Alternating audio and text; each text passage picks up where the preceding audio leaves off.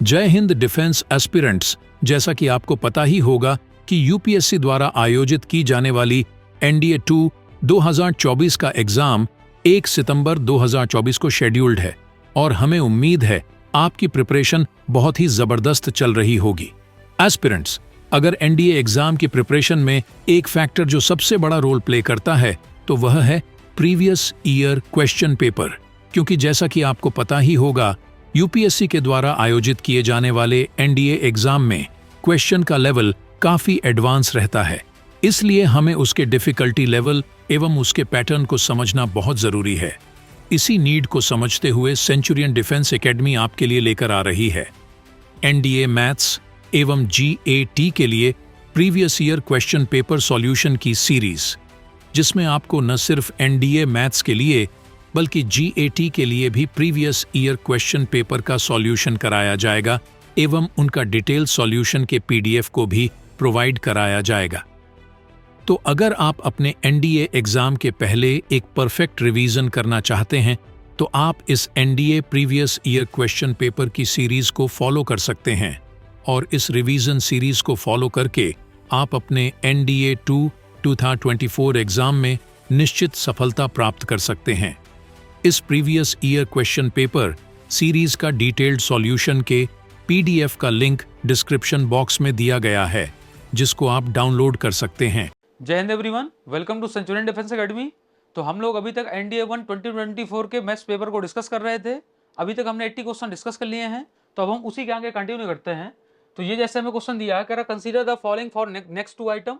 आपको 2 क्वेश्चन दिए जाएंगे, आपको उनके बारे में कंसीडर करना है। तो ये जैसे हमें क्वेश्चन दिया हुआ है, integration of 3 cos x plus 4 sin x upon ये दिया 2 cos x plus 5 sin x, और कह रहा इस इंटीग्रल का आंसर आपको दे दिया गया है। कितना है?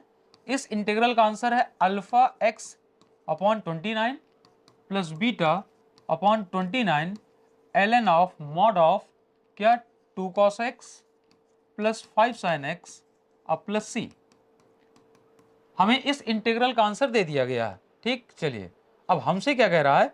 हमसे कह रहा है कि then find the value of what is the value of alpha. तब आपको अल्फा का वैल्यू कैलकुलेट करके बताना है, अल्फा क्या होगा। देखिए अभी तक के क्वेश्चनों में क्या होता था कि आपको इंटीग्रेट करके बताना होता था। यहां पर देखिए क्या है, इस इंडिफरेंट इंटीग्रल का आंसर दिया हुआ है। अब आप कह रहा हो आप बताओ अल्फा का वैल्यू बताओ, हो सकता है बीटा का वैल्यू भी पूछ ले। तो अगर हमें अल्फा बीटा बताना है, अल्टीमेटली हमें करना क्या पड़ेगा, इस इंटीग्रल को इंटीग्रेट करना पड़ेगा। तो देखिए यहां पर क्या है, ये टाइप कौन सा, हम टाइप देख लेते हैं। तो देखिए टाइप कैटेगरी है आपकी ए साइन एक्स, ये कैटेगरी है आपकी a sine x plus b cos x upon c sine x plus d cos x. इस कैटेगरी का अगर आपको क्वेश्चन दिया हुआ है, इस कैटेगरी के फंक्शन को अगर आपको इंटीग्रेट करना है, तो देखिए इसका तरीका क्या होता है। इसका तरीका ये होता है कि आप डिनोमिनेटर न्यूमरेटर को लिखते हो। तो न्यूमरेटर को आप कैसे लिखते हो? तो न्यूमरेटर में आपका लिखा है a sine x plus b cos x. तो न्यूमरेटर को आप कैसे लिखेंगे? Lambda times d by d x of denominator. Denominator कितना है आपका? डिनोमिनेटर है आपका c sine x plus d cos x और प्लस म्यू टाइम्स क्या हो जाता है डिनोमिनेटर। तो डिनोमिनेटर कितना है आपका? C sine x plus d cos x. देखिए इस टाइप के फंक्शन को इंटीग्रेट करने का ये तरीका है। ठीक, कि आपको करना क्या होता है, जो भी न्यूमरेटर लिखा है, न्यूमरेटर को आप लिखते हैं इन टर्म ऑफ डिनोमिनेटर। तो जो न्यूमरेटर उसको हमने क्या लिखा, lambda times differentiation of denominator plus mu times denominator. तो यहां पर अगर आप नोटिस करें तो देखिए यहां पर जो मेरा न्यूमरेटर है, न्यूमरेटर क्या दिया हुआ है, तो देखिए हमें न्यूमरेटर में दिया हुआ है 3 cos x plus 4 sin x। Numerator में क्या दिया है? 3 cos x plus 4 sin x। तो देखिए यहां पर हम करेंगे क्या कि जो न्यूमरेटर लिखा है 3 cos x plus 4 sin x, इसको हम लिखेंगे क्या, lambda times d by d x of denominator. तो देखिए डिनोमिनेटर में क्या लिखा है, तो अगर आप डिनोमिनेटर को नोटिस करेंगे, देखिए lambda times d by d x of denominator. तो मैं डिनोमिनेटर को डिफरेंशिएट करूंगा। जब आप डिनोमिनेटर को डिफरेंशिएट करेंगे तो 5 sin x का आएगा 5 cos x, और यहां से देखिए 2 cos x का आएगा -2 sin x। ये हमने डिफरेंशिएट कर दिया। अब प्लस क्या होता है, म्यू टाइम्स डिनोमिनेटर। डिनोमिनेटर कितना है, ये आपका है 2 cos x plus 5 sin x। देखिए हमने किया क्या, हमने न्यूमरेटर को लिखना चाहा इन टर्म ऑफ डिनोमिनेटर, क्योंकि ये फिक्स कैटेगरी होती है। अच्छा, जब आपने ये लिखा, अब यहां पर देखिए आप कंपेयर कराइए, ये तो आप एक स्टेप और बढ़ा लीजिए, क्या कि 3 cos x plus 4 sin x equal to, अब आप एक काम करिए, यहां पर देखिए जो भी टर्म दिए गए हैं cos x और sin x में दिए हुए हैं, तो हम ये जो हमारा राइट हैंड साइड है उसको हम कन्वर्ट करेंगे इन term of sin x and cos x। ठीक, चलिए तो यहां पर देखिए क्या होगा, मुझे sin x cos x के कोफिशिएंट निकालने हैं। तो अगर आप cos x की बात करें तो यहाँ पर cos x का कोफिशिएंट आएगा 5 लैम्डा, और यहाँ पर अगर आप cos x की बात करेंगे तो यहाँ पर आएगा कोफिशिएंट कितना, 2 म्यू। तो 5 लैम्डा प्लस 2 म्यू टाइम्स क्या आएगा, cos x। अब चलिए sin x की बात कर लेते हैं, तो अगर आप sin x की बात करेंगे तो यहाँ से आएगा -2 लैम्डा और प्लस साइन यहाँ से आएगा 5 म्यू। अब देखिए ये LHS RHS के इक्वल इनटू क्या आएगा, sin x। अब अगर LHS RHS की इक्वल है तो इनके कोफिशिएंट्स भी इक्वल होंगे, तो यहां पर अगर आप देखेंगे तो cos x का कोफिशिएंट है 5 lambda plus 2 mu, 5 lambda plus 2 mu, और यहां पर cos का कोफिशिएंट कितना है 3, तो ये इसके इक्वल हो गया। अब अगर हम sin x के कोफिशिएंट को कंपेयर करेंगे तो यहां पर sin x का कोफिशिएंट कितना है 4, और यहां पर sin x का कोफिशिएंट है आपका -2 लैम्डा प्लस 5 म्यू।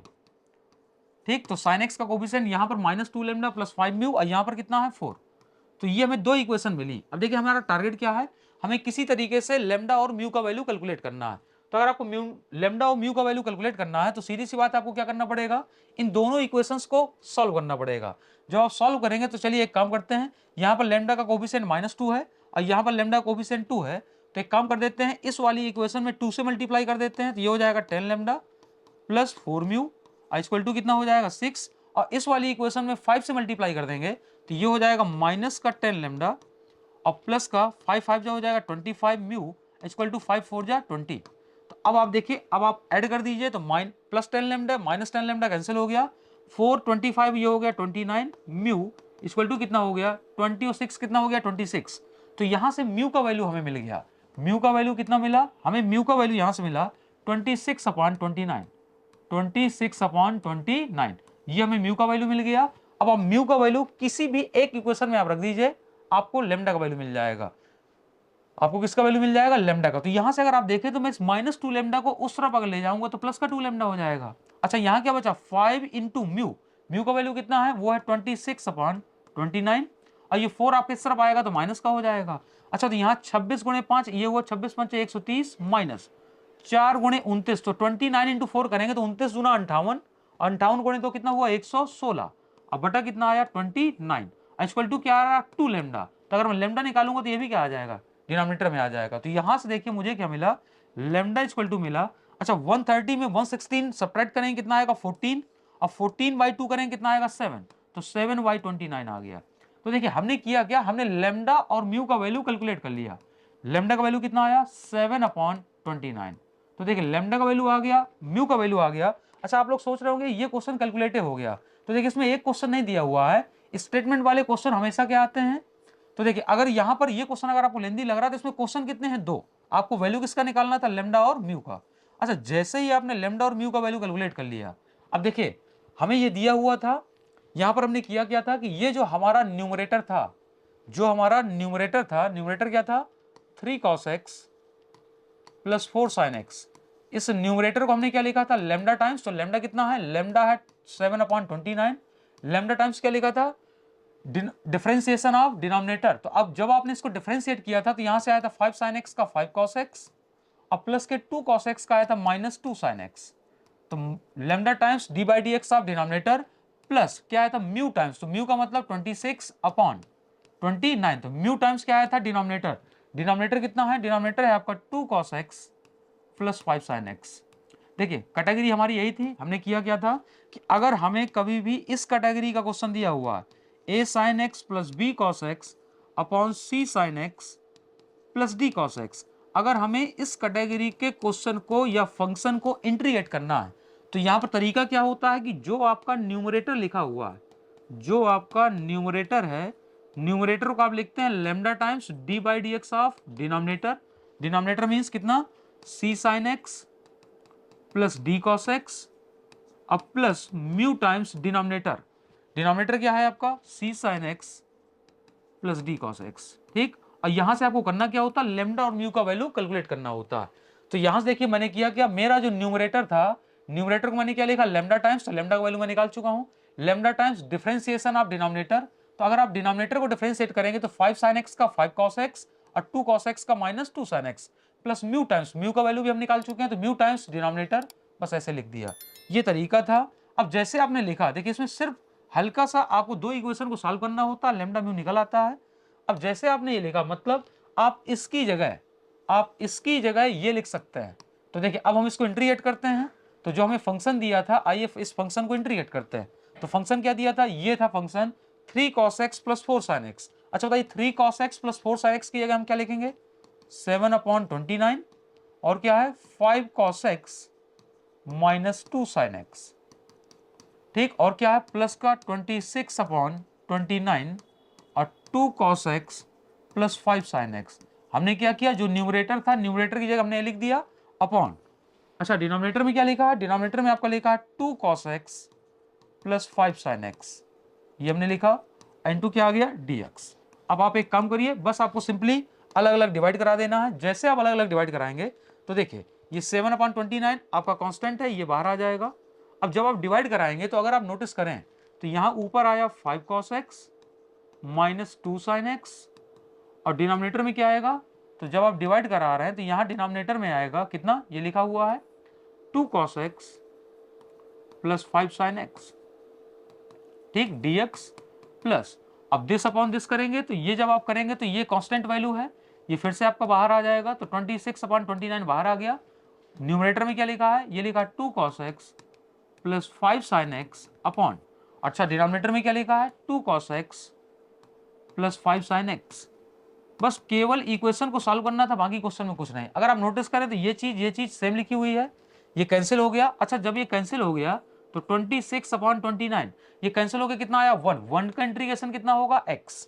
अब यहां अगर आप नोटिस करें, देखिए अगर मैं यहां पर डिनोमिनेटर में जो कुछ भी लिखा है, अगर आप नोटिस करें, अगर मैं इसको t मान लूं तो क्या ऊपर इसका डेरिवेटिव ही लिखा है, आपने लेमडा टाइम्स d/dx ही तो लिखा था, तो जैसे आप इसको t लेट करेंगे तो इसका डेरिवेटिव ही लिखा है, तो मैंने इसको t माना तो ये dx इक्वल टू dt हो गया, मतलब dt बाई टी है तो इसको हम लिख सकते हैं ln of mod t, mod t का मतलब 2 cos x plus 5 sin x, ठीक, और यहां आगे क्या लगा था 7/29।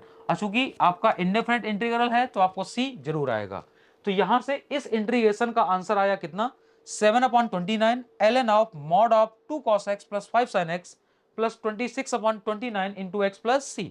अब देखिए इसका आंसर क्या दिया है, तो यहां पर अगर आप इसकी कंपेयर कराएंगे तो देखिए इस, ये जो हमें दिया हुआ है इस इंटीग्रल का हमें आंसर दिया हुआ है। अब अगर हमें इस इंटीग्रल का आंसर दिया है, हमारा आंसर आया ये और इसका आंसर आ रहा है ये, तो आप अगर कंपेयर कराएंगे तो यहां पर x का कोफिशिएंट कितना है 26/29, यहां पर x का कोफिशिएंट कितना है अल्फा अपॉन 29, तो यहां से बताइए अल्फा का वैल्यू कितना हो गया, तो क्या अल्फा की जगह 26 हो गया, तो यहां से अल्फा का वैल्यू आ गया 26। अच्छा अगर आप ln of mod of 2 cos x plus 5 sin x देखेंगे, ln of 2 cos x plus 5 sin x, ये तो बात बच हो गई। अच्छा यहां पर क्या बीटा अपॉन 29, यहां पर क्या 7/29, मतलब बीटा का वैल्यू कितना हो गया 7 हो गया, यहां से बीटा का वैल्यू कितना हो गया 7 हो गया, तो हमने अल्फा का वैल्यू कैलकुलेट कर लिया, बीटा का वैल्यू कैलकुलेट कर लिया। अच्छा क्वेश्चन में हमसे क्या पूछ रहा था, what is the value of alpha, तो अल्फा का वैल्यू कितना आया 26, ये आपका डी ऑप्शन सही हो गया, ठीक, ये हमारा अल्फा का वैल्यू आ गया। बीटा का वैल्यू कितना आया 7, तो देखिए अगले क्वेश्चन में बीटा का वैल्यू पूछा गया, बीटा का वैल्यू कितना आ गया 7, तो एक्चुअल में यहां पर देखिए क्या थे, दो क्वेश्चन थे। अच्छा ये आपको लगेगा कैलकुलेटिव है, कैलकुलेटिव नहीं है, इसका देखिए एक तरीका और होता है, कैसा, मैं आपको दूसरा तरीका भी देखिए बता दे रहा हूं। ये दिया हुआ है, जैसे ये देखिए a cos x plus b sin x upon c cos x, c cos x, इसका मैं आपको एक और अल्टरनेट अप्रोच बता दे रहा हूं, c cos x plus d sin x। अगर आपको इस कैटेगरी के क्वेश्चन का डायरेक्ट आंसर निकालना है तो इसका देखिए डायरेक्ट आंसर होता है क्या, यहां पर देखिए क्या आएगा, यहां पर आएगा आप इनका मल्टीप्लाई करिए तो यहां से आएगा AC प्लस इनका मल्टीप्लाई करिए तो ये हो जाएगा BD अपॉन क्या आएगा C square plus D square into क्या आएगा X, ठीक, अब प्लस अगला क्या आएगा, तो अब आप यहां पर देखिए कैसे मल्टीप्लाई करेंगे, AD ऐसे क्रॉस मल्टीप्लाई करेंगे तो यहां से आएगा AD माइनस यहां से क्या आएगा BC अपॉन क्या आएगा वही C square plus D square, और यहां पर आएगा ln ऑफ मॉड ऑफ जो डिनोमिनेटर में लिखा है, डिनोमिनेटर में क्या लिखा है c cos x plus d sin x। देखिए इसका अल्टरनेटिव अप्रोच है, इससे भी आंसर इसका निकल आता है, बस इसमें ध्यान क्या देना है। देखिए ध्यान देने वाली बात यह है, एक बात दिमाग में रखिएगा कि आपके लिए जो इंटीग्रल है वो होना चाहिए a cos x plus b sin x upon नीचे डिनोमिनेटर में आएगा d cos x, सॉरी या फिर आप बोल दीजिए c cos x plus d sin x। अगर इस टाइप का इंटीग्रल दिया है तो डायरेक्ट आंसर देने का एक और तरीका क्या, ये जो आपको दिया हुआ है यहां पर देखिए क्या बोला गया, आपको करना क्या, डायरेक्ट आंसर अगर आपको निकालना है तो इनका मल्टीप्लाई करेंगे तो आएगा ac प्लस इनका मल्टीप्लाई करेंगे bd अपॉन वही c square plus d square into क्या आएगा x, अगले में क्या आएगा तो आप क्रॉस मल्टीप्लाई करेंगे कैसा ad माइनस bc, आपको कोफिशिएंट का मल्टीप्लाई करना है ad minus bc upon a c square plus d square into क्या आएगा ln ऑफ जो डिनोमिनेटर में दिया है।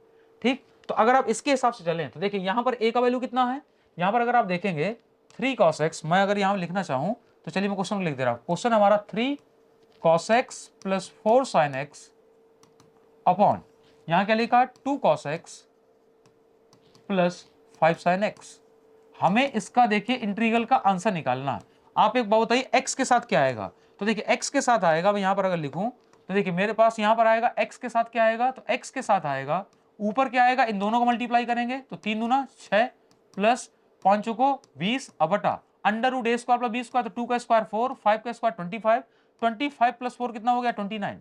तो ये आपका देखिए आया। अच्छा ये क्या है अल्फा एक्स, दिया क्या था अल्फा एक्स, तो अल्फा एक्स अपॉन 29 यहां पर हमारा आया कितना, ये हमारा आया 26 अपॉन 29 इंटू एक्स, तो अल्फा का वैल्यू कितना हो गया 26। दूसरी बात अब जो एलन में आता है, एलन में क्या आता है, तो देखिए एलन में आता है क्रॉस मल्टीप्लाई करते हैं, कैसा करते हैं क्रॉस मल्टीप्लाई।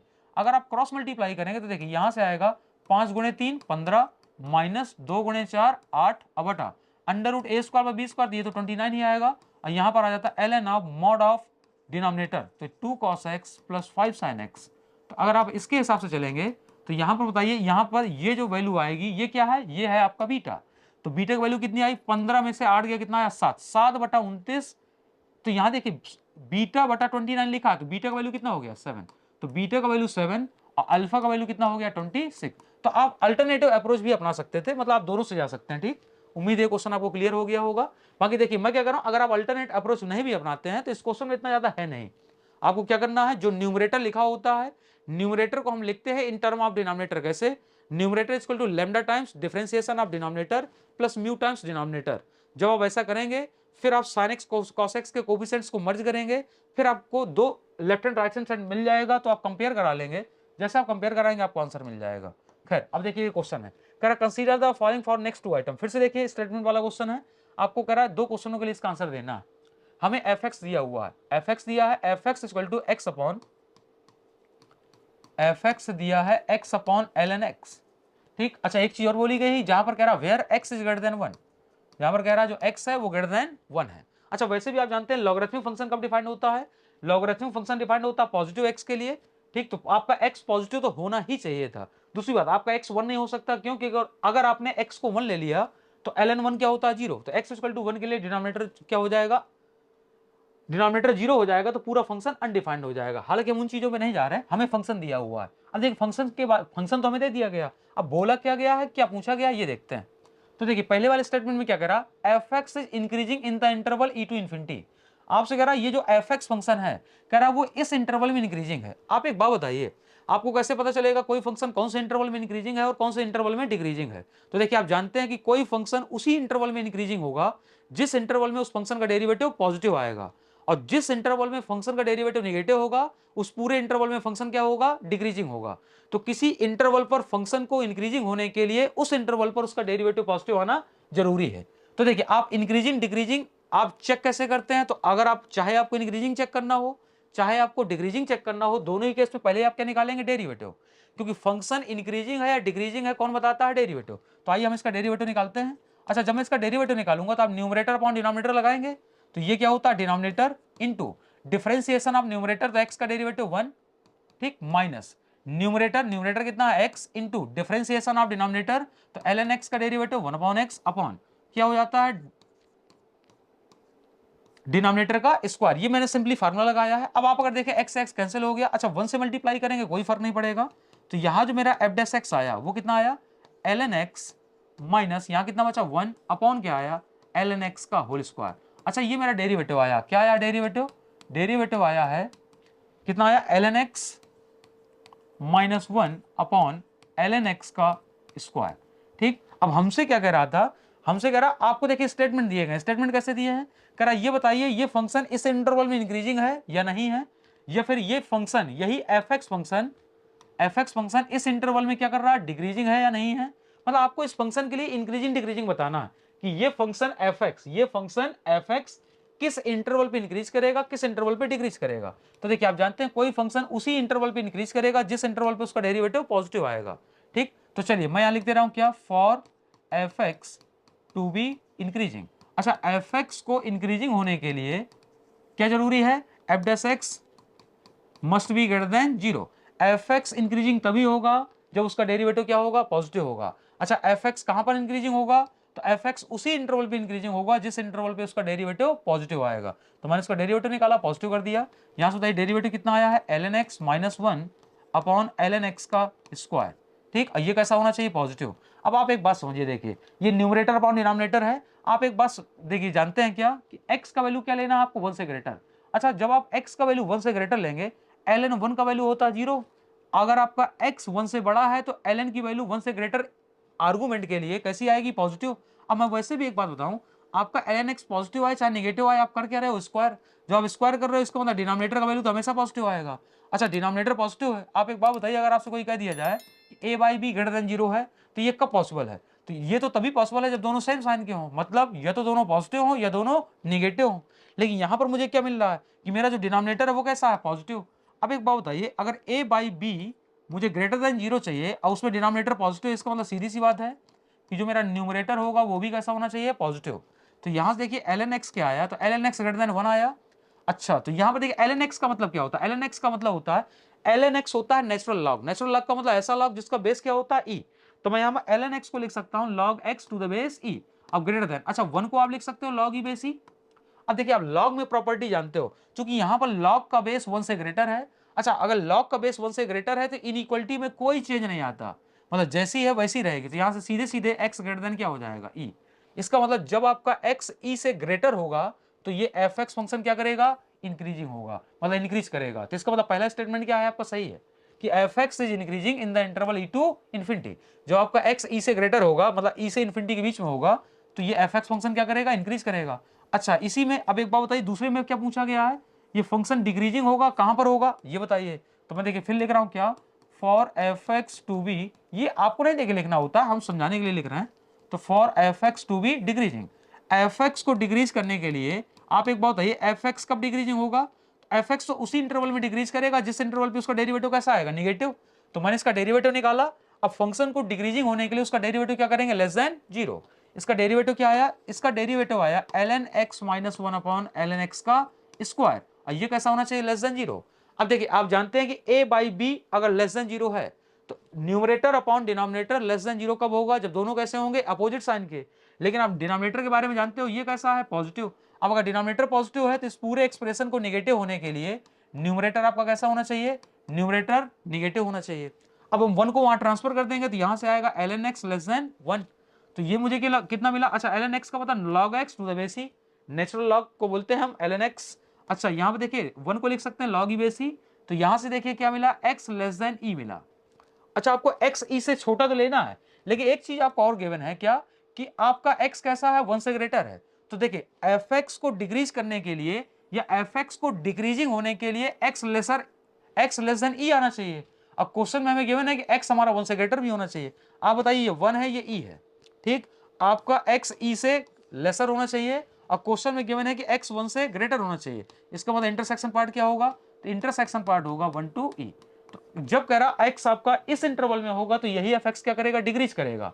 तो बताइए डिक्रीजिंग किसके लिए पूछ रहा है, 1 टू e के लिए। तो 1 टू e के लिए फंक्शन कैसा होगा, डिक्रीजिंग होगा। इसका मतलब ये दोनों के दोनों स्टेटमेंट सही है। तो पहला स्टेटमेंट भी सही है और हमारा दूसरा स्टेटमेंट भी सही है। चलिए अब तीसरे स्टेटमेंट पे जाते हैं। तीसरे स्टेटमेंट में क्या कह रहा है, देखिए तीसरे स्टेटमेंट में आपसे कह रहा है कि 9 log 7 9 ln 7 greater greater than 7 ln 9। अच्छा देखिए, अब यहां पर देखिए बात समझिए, आपसे कह रहा है कि ये बताइए ये वैल्यू सही लिखी है या गलत लिखी है। आइए देखते हैं। आप बताइए, आपने अभी अभी क्या देखा कि ये जो फंक्शन है, कौन सा फंक्शन, एफ एक्स फंक्शन, ये जो हमें एफ एक्स फंक्शन दिया था x upon l n x, ये फंक्शन कैसा है, तो आपने देखा कि ये फंक्शन ई से इन्फिनिटी इस इंटरवल में कैसा है, इंक्रीजिंग है, और इस इंटरवल में कैसा है, डिक्रीजिंग है। हालांकि हमें इस इंटरवल की जरूरत नहीं है, उसका देखिए रीजन बता दे रहा हूं। यहां पर जो हमें नंबर दिए गए हैं, अगर आप नंबर को नोटिस करें तो नंबर देखिए 7 और 9, दो ही नंबर हैं, 7 और 9। तो अगर आप चाहे 7 लें चाहे आप 9 लें। अच्छा, आप ई के बारे में जानते हैं, ई का वैल्यू 2 से ग्रेटर होता है, 3 से लेसर होता है, मतलब ई का वैल्यू 2 से 3 के बीच में लाई करता है। तो बताइए जो 7 होगा क्या इस इंटरवल के बाहर होगा, 9 भी इस इंटरवल के बाहर होगा, इस इंटरवल के, इसका मतलब 7 भी इस इंटरवल के बीच में होगा, 9 भी इस इंटरवल के बीच में होगा। मैं आपसे ये कह रहा हूं, अगर मेरा फंक्शन इस इंटरवल में इंक्रीजिंग है। अच्छा, इंक्रीजिंग फंक्शन का एक्चुअल मीनिंग क्या है, तो देखिए इंक्रीजिंग फंक्शन का मीनिंग ये है कि कोई फंक्शन अगर किसी इंटरवल में इंक्रीजिंग है, इसका मतलब उस इंटरवल के बीच के अगर आपने कोई भी दो नंबर उठाए तो लोअर इनपुट पर लोअर आउटपुट देगा, ग्रेटर इनपुट पर ग्रेटर आउटपुट देगा। मतलब फंक्शन इंक्रीजिंग होने का सीधा सा मतलब है कि अगर आप इनपुट बढ़ाएंगे तो आउटपुट बढ़ेगा, अगर आप इनपुट घटाएंगे तो आउटपुट घटेगा। और अगर आप ग्राफिकली ये चेक करना चाह रहे हैं कि फंक्शन इंक्रीजिंग है या नहीं है, तो आप किसी फंक्शन का जब आप ग्राफ प्लॉट करते हैं तो अगर आप एक्स एक्सेस में लेफ्ट टू राइट मूव करते हैं तो देखिए एक्स बढ़ता है। तो अगर आप एक्स एक्सेस में लेफ्ट टू राइट मूव कर रहे हैं तो आपका जो ग्राफ है वो कहां मूव करना चाहिए, ऊपर की ओर मूव करना चाहिए। तो फंक्शन कैसा होगा, इंक्रीजिंग होगा। क्यों? क्योंकि जब आप ऊपर की ओर मूव करते हैं तो वाई इंक्रीज करता है, और अगर आप लेफ्ट टू राइट मूव करते हैं तो एक्स इंक्रीज करता है। और इंक्रीजिंग फंक्शन का मतलब यही है, अगर आपने एक्स बढ़ाया तो वाई बढ़ना चाहिए। मतलब अगर आप ग्राफिकली देखना चाह रहे हैं तो जैसे जैसे आप ओरिजिन से राइट मूव करेंगे तो ग्राफ आपका कहां जाना चाहिए, ऊपर की ओर। हालांकि हमें यहाँ ग्राफिकल नहीं देखना है।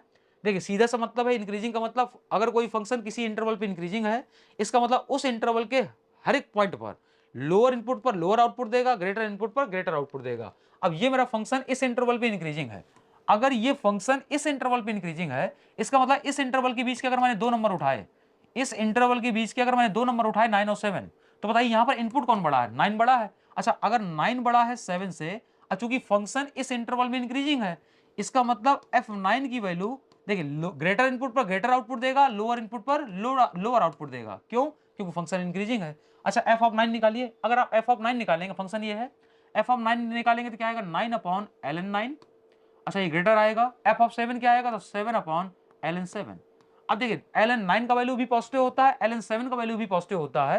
तो अगर ये पॉजिटिव नंबर है तो आप पॉजिटिव नंबर से इनइक्वालिटी में डायरेक्टली मल्टीप्लाई कर सकते हैं। तो यहां देखिए क्या आएगा, 9 इंटू ये लॉग ln 7 के यहां मल्टीप्लाई हो जाएगा, और क्या आएगा ग्रेटर, ये आएगा 7 इंटू ln 9, 7 इंटू ln 9। ये आपका आंसर आया। अब आप देखिए ये सही है या गलत है। तो क्या कह रहा है, तो यहां पर देखिए अगर आप नोटिस करें तो यहां पर यही तो कह रहा, क्या कह रहा, जो 9 टाइम्स ln 7 है वो 7 टाइम्स ln 9 से क्या होगा, ग्रेटर होगा। क्या वही आ रहा, बिल्कुल आ रहा। तो पहला स्टेटमेंट भी सही है, दूसरा भी सही है, और तीसरा भी सही है। इसका मतलब आपका ऑप्शन कौन सा सही है, डी पार्ट सही है। ठीक, चलिए उम्मीद है क्वेश्चन आपको समझ में आया होगा। देखिए क्वेश्चन ये था एप्लीकेशन ऑफ डेरिवेटिव का, उसमें भी इंक्रीजिंग डिक्रीजिंग का था। खैर अब देखिए आगे क्या कह रहा। अच्छा, उसी क्वेश्चन के लिए है। देखिए उस क्वेश्चन में क्या दिया हुआ था, consider the following for next 2 item. ठीक, तो अगले 2 आइटम के लिए है। तो देखिए अगला क्वेश्चन भी वही है। देखिए फंक्शन हमारा क्या रहेगा, फंक्शन हमारा वही रहेगा x upon ln x। Function हमारा यही था। अब कह रहा इस फंक्शन के लिए एक बात बताइए, कह रहा क्या इसका डबल डेरिवेटिव 1/e आएगा। चलिए अब इसका डबल डेरिवेटिव ये आएगा या नहीं आएगा, कैसे पता चलेगा, तो वो तो जब आप डबल डेरिवेटिव निकालेंगे तभी पता चलेगा ना। दूसरी बात क्या कह रहा, f x attain local minimum value at x equal to a. अच्छा एक बात बताइए, कोई फंक्शन किसी पॉइंट पर लोकल मिनिमम कब अटेन करेगा, तो आप जानते हैं कि कोई फंक्शन जिस पॉइंट पे भी मिनिमा या मैक्सिमा होगा, पहली बात तो उस पॉइंट पे उसका फर्स्ट डेरिवेटिव 0 होना चाहिए। कोई भी फंक्शन जिस पॉइंट पे भी मिनिमा या मैक्सिमा होगा उस पॉइंट पे उसका फर्स्ट डेरिवेटिव 0 होना चाहिए, पहली बात। चाहे मिनिमा निकालना हो चाहे मैक्सिमा निकालना हो। क्यों? क्योंकि अगर आपका कर्व ऐसा है तो चाहे आपका कर्व किसी पॉइंट पे मैक्सिमा दे या मिनिमा दे, अगर आप वहां पर टेंजेंट ड्रा करेंगे तो tangent parallel to x axis होगी, मतलब टेंजेंट की स्लोप 0 होगी। और टेंजेंट की स्लोप कौन देता है, डेरिवेटिव, मतलब डेरिवेटिव 0 होगा। मतलब सीधी सी बात है, किसी पॉइंट पर फंक्शन को मैक्सिमा अथवा मिनिमा होने के लिए पहले उस पॉइंट पर उसका डेरिवेटिव 0 होना चाहिए, पहली बात। दूसरी बात, अगर कोई फंक्शन किसी पॉइंट पे मैक्सिमा है, इसका मतलब उस पॉइंट पर पहले तो फर्स्ट डेरिवेटिव 0 होगा और उसी पॉइंट पर फंक्शन का सेकंड डेरिवेटिव नेगेटिव होगा। और अगर कोई फंक्शन किसी पॉइंट पे मैक्सिमा दे रहा है, इसको मतलब उस पॉइंट पे पहले फंक्शन का फर्स्ट डेरिवेटिव 0 होगा और सेकंड डेरिवेटिव नेगेटिव होगा। खैर हम यहां पर बात करते हैं, हमसे कह रहा है, हमें देखिए क्या पूछा गया, फंक्शन का second derivative at x equal to e, क्या इतना होगा या नहीं होगा, आइए चेक करते हैं। अगर आप function attain local minimum value at x equal to e, करा ये जो फंक्शन है ये x इक्वल टू ई पर लोकल मिनिमम वैल्यू अटेन करता है। आप बताइए अगर ये फंक्शन x इक्वल टू ई पर लोकल मिनिमम अटेन करता है, इसका मतलब पहली बात तो x इक्वल टू ई पर इस फंक्शन का फर्स्ट डेरिवेटिव 0 होना चाहिए, दूसरी बात इसका सेकंड डेरिवेटिव पॉजिटिव होना चाहिए। मिनिमम के लिए क्या होना चाहिए? पॉजिटिव। तो आइए इसका फर्स्ट डेरिवेटिव निकालते हैं। अच्छा, जब आपने इसका फर्स्ट डेरिवेटिव निकाला था तो क्या आया था? फर्स्ट डेरिवेटिव हमने निकाला था तो आया था ln x minus 1 upon ln x का स्क्वायर। फर्स्ट डेरिवेटिव यही तो आया था। अब क्या करा ये फंक्शन लोकल मिनिमम अटेन करता किस पर? x इक्वल टू ई पर। तो मैं लिख दे रहा हूं फॉर fx टू बी क्या? मिनिमा। fx को मिनिमा होने के लिए पहले क्या जरूरी है? जो f डैश x है वो क्या होना चाहिए? 0। अच्छा, जब मैं f डैश x को 0 करूंगा तो ln x minus 1 upon ln x का होल स्क्वायर ये क्या होना चाहिए? 0। आप बताइए न्यूमरेटर अपॉन डिनोमिनेटर 0 कब होगा? तो वो तो एक ही केस में 0 होगा, जब न्यूमरेटर 0 हो जाए। मतलब ln x minus 1 equal to 0, मतलब हमारा ln x आ गया 1, यहाँ से x इक्वल टू क्या आ गया? e। अच्छा, x इक्वल टू e पर फंक्शन का फर्स्ट डेरिवेटिव 0 हो गया। अगर x इक्वल टू e पर फंक्शन का फर्स्ट डेरिवेटिव 0 है, इसका मतलब इस पॉइंट पर ये फंक्शन या तो मैक्सिमा देगा या मिनिमा देगा। अब मैक्सिमा देगा या मिनिमा देगा, उसके लिए आपको क्या करना पड़ेगा? आपको सेकंड डेरिवेटिव निकालना पड़ेगा। तो आइए देखिए सेकंड डेरिवेटिव निकालते हैं। तो अगर हमें सेकंड डेरिवेटिव निकालना है तो देखिए काम कर लेते हैं, पहले फर्स्ट डेरिवेटिव को ही थोड़ा सिंप्लीफाई कर लेते हैं। ठीक, तो यहाँ पे देखिए फर्स्ट डेरिवेटिव मेरा ये आया था। अगर मैं इसको थोड़ा सिंप्लीफाई करूं तो जैसे आप अलग अलग डिवाइड कराओगे तो ln x upon ln x का होल स्क्वायर दिया आएगा 1 upon ln x minus 1 upon क्या आएगा? ln x का होल स्क्वायर। ये आया फर्स्ट डेरिवेटिव। मैं इसको फिर से डिफरेंशिएट करना चाह रहा हूं। जब इसको डिफरेंशिएट करेंगे तो चलिए आइए इसका डिफरेंशिएशन करते हैं। तो देखिए डिफरेंशिएशन क्या आएगा? f double dash x। तो देखिए अब बताइए आपको डेरिवेटिव किसका मालूम है? 1 अपॉन x का। 1 अपॉन x का। अच्छा, 1 अपॉन x का डेरिवेटिव होता माइनस 1 अपॉन एक्स स्क्वायर, तो ln x का होल स्क्वायर हो गया। अब x के स्थान पर क्या है? तो x के स्थान पर है ln x, तो ln x का हो गया 1 अपॉन x माइनस। अच्छा, 1 अपॉन एक्स स्क्वायर का डेरिवेटिव क्या होता है? तो ये x की पावर माइनस 2 हो जाएगा। तो 1 अपॉन एक्स स्क्वायर का होता है माइनस 2 अपॉन एक्स क्यू, तो माइनस माइनस प्लस हो गया अपॉन एक्स क्यू, मतलब ln x का क्यू। ln x का हो जाएगा 1 अपॉन x। ये आपने सेकंड डेरिवेटिव निकाल लिया। अब आप सेकंड डेरिवेटिव की वैल्यू चेक करेंगे किस पॉइंट पर? एट x इक्वल टू ई पर। तो जैसे आप सेकंड डेरिवेटिव में x की जगह e पुट करेंगे तो आप देखिए क्या आएगा? माइनस माइनस तो लगा ही है, x की जगह e। अच्छा, ln e का वैल्यू क्या होता है? 1, तो 1 का स्क्वायर भी 1 ही रहेगा, प्लस 2 अपॉन x की जगह e, और वही ln e का वैल्यू 1, तो 1 का क्यूब करेंगे वो भी 1 रहेगा। तो ये आया minus 1 upon e plus 2 upon e, कितना आया? 1 अपॉन ई। अच्छा, e का वैल्यू 2 से 3 के बीच में लाई करता है, इसका मतलब देखिए जब e का वैल्यू 2 से 3 के बीच में लाई करता है, देखिए e का एग्जैक्ट वैल्यू तो होता है 2.7132, लेकिन हमें एग्जैक्ट वैल्यू से मतलब नहीं है। तो अगर e आपका कैसा है? 2 से 3 के बीच में, मतलब e आपका पॉजिटिव होता है। e पॉजिटिव तो 1 अपॉन ई भी पॉजिटिव है। मतलब मैंने यहां पर ये देखा कि फंक्शन का सेकंड डेरिवेटिव इस पर्टिकुलर पॉइंट पर कैसा आया? पॉजिटिव आया। अब एक बात बताइए, अगर किसी पॉइंट पर फंक्शन का सेकंड डेरिवेटिव पॉजिटिव है तो उस पॉइंट पर फंक्शन क्या देगा? मिनिमा ही देगा। फंक्शन क्या देगा? मिनिमा ही देगा। लेकिन आपसे मिनिमा थोड़ा पूछ रहा है, आपसे कह रहा फंक्शन की लोकल मिनिमम वैल्यू। अच्छा, लोकल मिनिमम वैल्यू कैसे मिलेगी? तो जिस पॉइंट पर फंक्शन आपको मिनिमा दे रहा है उस पॉइंट को वापस उठा के आप फंक्शन में रख दीजिए, तो आपको क्या मिल जाएगी? फंक्शन की लोकल मिनिमम वैल्यू मिल जाएगी। तो यहां पर देखिए मैं क्या कर रहा हूं, फंक्शन की लोकल मिनिमम वैल्यू निकालने के लिए जिस पॉइंट पे मिनिमा दे रहा था मैं उठा के रख दूंगा, तो यहां से आएगा e upon ln e। ln e का वैल्यू कितना होता है? 1, तो आ गया कितना? e। तो फंक्शन की लोकल मिनिमम वैल्यू कितनी आ रही है? e। इसका मतलब ये वाला स्टेटमेंट सही है। अच्छा, क्या कह रहा? Function attain local minimum value at x equal to e। क्या बात सही है? हाँ, x बराबर e पर फंक्शन क्या कर रहा है? लोकल मिनिमम वैल्यू अटेन कर रहा है। कैसे? क्योंकि जिस पॉइंट पे भी function local minimum value attain करेगा उस पॉइंट पर पहले फंक्शन का फर्स्ट डेरिवेटिव 0 होना चाहिए, सेकंड डेरिवेटिव पॉजिटिव होना चाहिए। ये दोनों बातें सही है। अच्छा, एक बात बताइए, f डबल डैश e, तो f डबल डैश e आपने निकाला कितना आया? 1 बाई e आया। कितना आया? 1 बाई e। इसका बाद ये वाला भी सही है। तो ये देखिए आपके तीनों के तीनों स्टेटमेंट सही है, मतलब हमारा डी पार्ट सही हो जाएगा। देखिए बातें आपको समझ में आ रही हैं। देखिए आप अगर नोटिस करें तो कैलकुलस में एप्लीकेशन ऑफ डेरिवेटिव और आपका जैसे फंक्शन हो गया, लिमिट कंटिन्यूटी डिफरेंशियबिलिटी हो गई और इंडेफिनिट इंटीग्रेशन हो गया। आगे चल के आप देखेंगे एरिया अंडर द कर्व और डिफरेंशियल इक्वेशन, इसी के क्वेश्चन ज्यादातर पूछता है। और कैलकुलस भी हालांकि इतनी ही है। बात क्लियर है? चलिए अब हम अगले क्वेश्चन की ओर देखते हैं। देखिए अब ये जो क्वेश्चन दिया हुआ, ये देखिए कंपोजिट फंक्शन आ गया, मतलब ये फंक्शन का क्वेश्चन है। देखिए क्या कह रहा है, consider the following for next 2 item. अच्छा, ये जो दिया गया है ये अगले 2 क्वेश्चनों के लिए है, आप ऐसे समझिए। Consider the following for next 2 item, मतलब ये अगले 2 क्वेश्चनों के लिए है। क्या क्या दिया है? Let fx and gx be 2 functions such that g of x equal to x minus 1 by x and f of x equal to x cube minus 1 upon x cube। तब आपसे क्या कह रहा है? Then find the value of g of f x minus 3x, तब आपको इसका value calculate करना है। आप देखिए, अब आपको क्वेश्चन देख के अप्रोच कैसे बनाएंगे, तो आपको निकालना g of F of x minus 3x। तो एक बात बताइए, इसका मतलब पहले आप एफ ऑफ एक्स निकाल लो, जो आपका एफ ऑफ एक्स आएगा उसमें आप 3x सेपरेट कर दो, अभी जो भी एक्सप्रेशन आएगा उसको आप जी में रख दो, तो आपको फाइनल आंसर मिल जाएगा। तो देखिए अब हमारी अप्रोच क्या है, तो देखिए हमारा पहला टारगेट है क्या निकालना, सबसे पहला टारगेट है हमारा एफ ऑफ एक्स को कैलकुलेट करना। तो एफ ऑफ एक्स कैसे मिलेगा, तो आइए देखते हैं। अब देखिए कंपोजिट फंक्शन है फॉग ऑफ, आपने पढ़े होंगे। तो ये जो फॉग एक्स है, एफ ये क्या दिया है, फॉग एक्स कितना दिया है, ये दिया है एक्स क्यूब माइनस 1/x³। अच्छा आप जानते हैं फॉग एक्स क्या होता है, तो फॉग एक्स आपका होता है, फॉग एक्स का मतलब क्या, एफ ऑफ किसका, जी एक्स का। तो ये होता है एफ ऑफ जी एक्स, क्या होता है, एफ ऑफ जी एक्स। चलिए फॉग एक्स हो गया एफ ऑफ जी एक्स। ये कितना दिया है, ये हमें दिया है x cube minus 1/x³, x cube minus 1/x³। चलिए अच्छी बात है। अच्छा तो यहां से आया एफ ऑफ जी एक्स क्या है, तो जी एक्स का वैल्यू आपको गिवन है कितना, x माइनस 1/x। अब आप एक बात समझिए, यहां पर आपने जो कुछ भी लिखा, जो f का इनपुट है वो x माइनस 1/x है। इसका मतलब ये जो मुझे दिया गया है, मैं इसको लिखने की कोशिश करूंगा इन term of x minus 1/x। तो ये क्या x का क्यूब माइनस 1/x का क्यूब लिखा है, तो ये a cube minus b cube लिखा है। a cube minus b cube को आप लिख सकते हैं a माइनस बी का होल क्यूब, अब प्लस 3ab, ab का मतलब x इंटू 1/x, अब ब्रैकेट में आएगा a minus b, a cube minus b cube को मैंने सिंपली लिख दिया। अच्छा ये एक्स एक्स तो कैंसिल हो गया। अच्छा यहां से आया f of x minus 1/x equal to क्या आया, एक्स माइनस 1/x का क्यूब अब plus 3 times x minus 1/x, ये आया।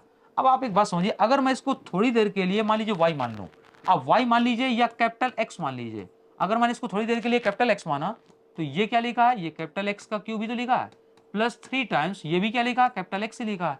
तो मुझे क्या एफ ऑफ एक्स मिल गया। अच्छा मेरा टारगेट भी यही था, एफ ऑफ एक्स निकालना। जैसे आपने एफ ऑफ एक्स निकाल लिया, अच्छा आपने एफ ऑफ एक्स कितना निकाला, एफ ऑफ एक्स आपने निकाला x cube plus 3x, x cube plus 3x, ये आपने एफ ऑफ एक्स निकाला, उसमें क्या करना, माइनस 3x करना है। अच्छा जब आप ये करेंगे तो ये कैंसिल हो गया, तो यहां मतलब बचा कितना, एक्स क्यूब। तो यहां से आपका क्वेश्चन बना g ऑफ एक्स क्यूब। अच्छा आपको g ऑफ एक्स क्यूब निकालना है, क्या आपको g ऑफ एक्स गिवन है, अच्छा g ऑफ एक्स गिवन है, g ऑफ एक्स क्यूब निकालना, तो आपको सिंपली करना क्या है, x को रिप्लेस करना है एक्स क्यूब के साथ। तो g ऑफ एक्स में जहां जहां पर x होगा आप वहां वहां पर एक्स क्यूब रखेंगे, तो ये बन जाएगा एक्स क्यूब माइनस 1/x³। तो यहां से ये मुझे आंसर मिला एक्स क्यूब माइनस 1/x³। ये आपका पहला पार्ट सही हो गया। देखिए कंपोजिट फंक्शन क्वेश्चन था, बड़ा आसान क्वेश्चन था, इसमें कुछ खास नहीं था। ठीक, चलिए हाँ एक बात और, अगर आप यहाँ x नहीं मान पा रहे हैं तो आप x माइनस 1/x को y मान लीजिए, तो f ऑफ y मिलेगा y क्यूब प्लस 3x। अब आप y को वापस x से रिप्लेस कर देंगे, वापस fx मिल जाएगा। ठीक, तो यहां से देखिए मुझे क्या मिला, मुझे g ऑफ एक्स क्यूब मिल गया, g ऑफ एक्स क्यूब कितना मिला, एक्स क्यूब माइनस 1/x³। चलिए तो ये कहानी हो गई। अब देखिए अगला क्वेश्चन देखते हैं, इसमें दो पार्ट दिए गए हैं। अब आगे फिर से देखिए क्या कह रहा, लेट यही एफ एक्स जी एक्स आपको दिए गए हैं, तब आपसे कह रहा क्या, find what is the value of F double dash x. अच्छा आपको एफ डबल डैश एक्स का वैल्यू निकालना है। आप एक बात बताइए, आप एफ डबल डैश एक्स तक कैसे पहुंचेंगे, तो अगर आपको एफ डबल डैश एक्स निकालना तो पहले आपको एफ एक्स निकालना पड़ेगा। जब आप एफ एक्स निकाल लेंगे तो आप इसका फर्स्ट डेरिवेटिव निकाल लेंगे, मतलब एफ डैश एक्स निकाल लेंगे। और जब आप एफ डैश एक्स निकाल लेंगे फिर से आप एक बार डिफरेंशिएट कर देंगे, एफ डबल डैश एक्स निकाल लेंगे। कैसे, देखिए एफ डबल डैश एक्स का मतलब क्या है, the double derivative of f x with respect to x. F double dash x का एक्चुअल मीनिंग क्या है, the double derivative of f x with respect to x. मतलब आपको एफ एक्स को एक्स के रिस्पेक्ट में दो बार डिफरेंशिएट करना है। तो अगर आपको एफ एक्स को एक्स के रिस्पेक्ट में दो बार डिफरेंशिएट करना है तो पहले तो आपको एफ एक्स निकालना पड़ेगा ना। अच्छा पिछले वाले क्वेश्चन देखिए हमने एफ एक्स निकाला था, एफ एक्स कितना आया था, एफ एक्स हमारा आया था x cube plus 3x, x cube plus 3x। अच्छा जो हमने एक्स क्यूब प्लस 3x निकाला है, एफ एक्स हमने क्या निकाला, एक्स क्यूब प्लस 3x। तो आप बताइए अगर मैं एफ डैश एक्स निकालूंगा, मतलब सिंपली मैं एक्स के रिस्पेक्ट में डिफरेंशिएट करूंगा, तो एक्स पावर एन का क्या होता है, n x power n minus 1 और प्लस कितना हो गया 3।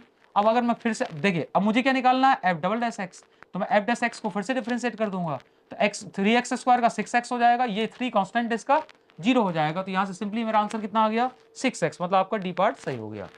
ठीक, बड़ा आसान क्वेश्चन है, देखिए कुछ खास नहीं है इसमें। चलिए अगला क्वेश्चन देखते हैं हम लोग।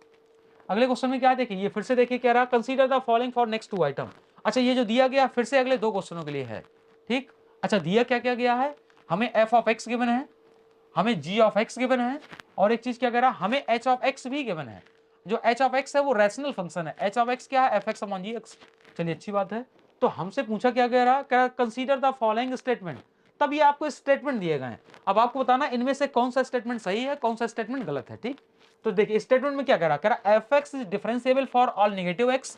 कह रहा है ये जो एफ एक्स है क्या सभी नेगेटिव एक्स के लिए डिफरेंशिएबल है। अब कह रहा है जो जी एक्स है क्या वो इस पॉइंट पे कंटिन्यूअस है।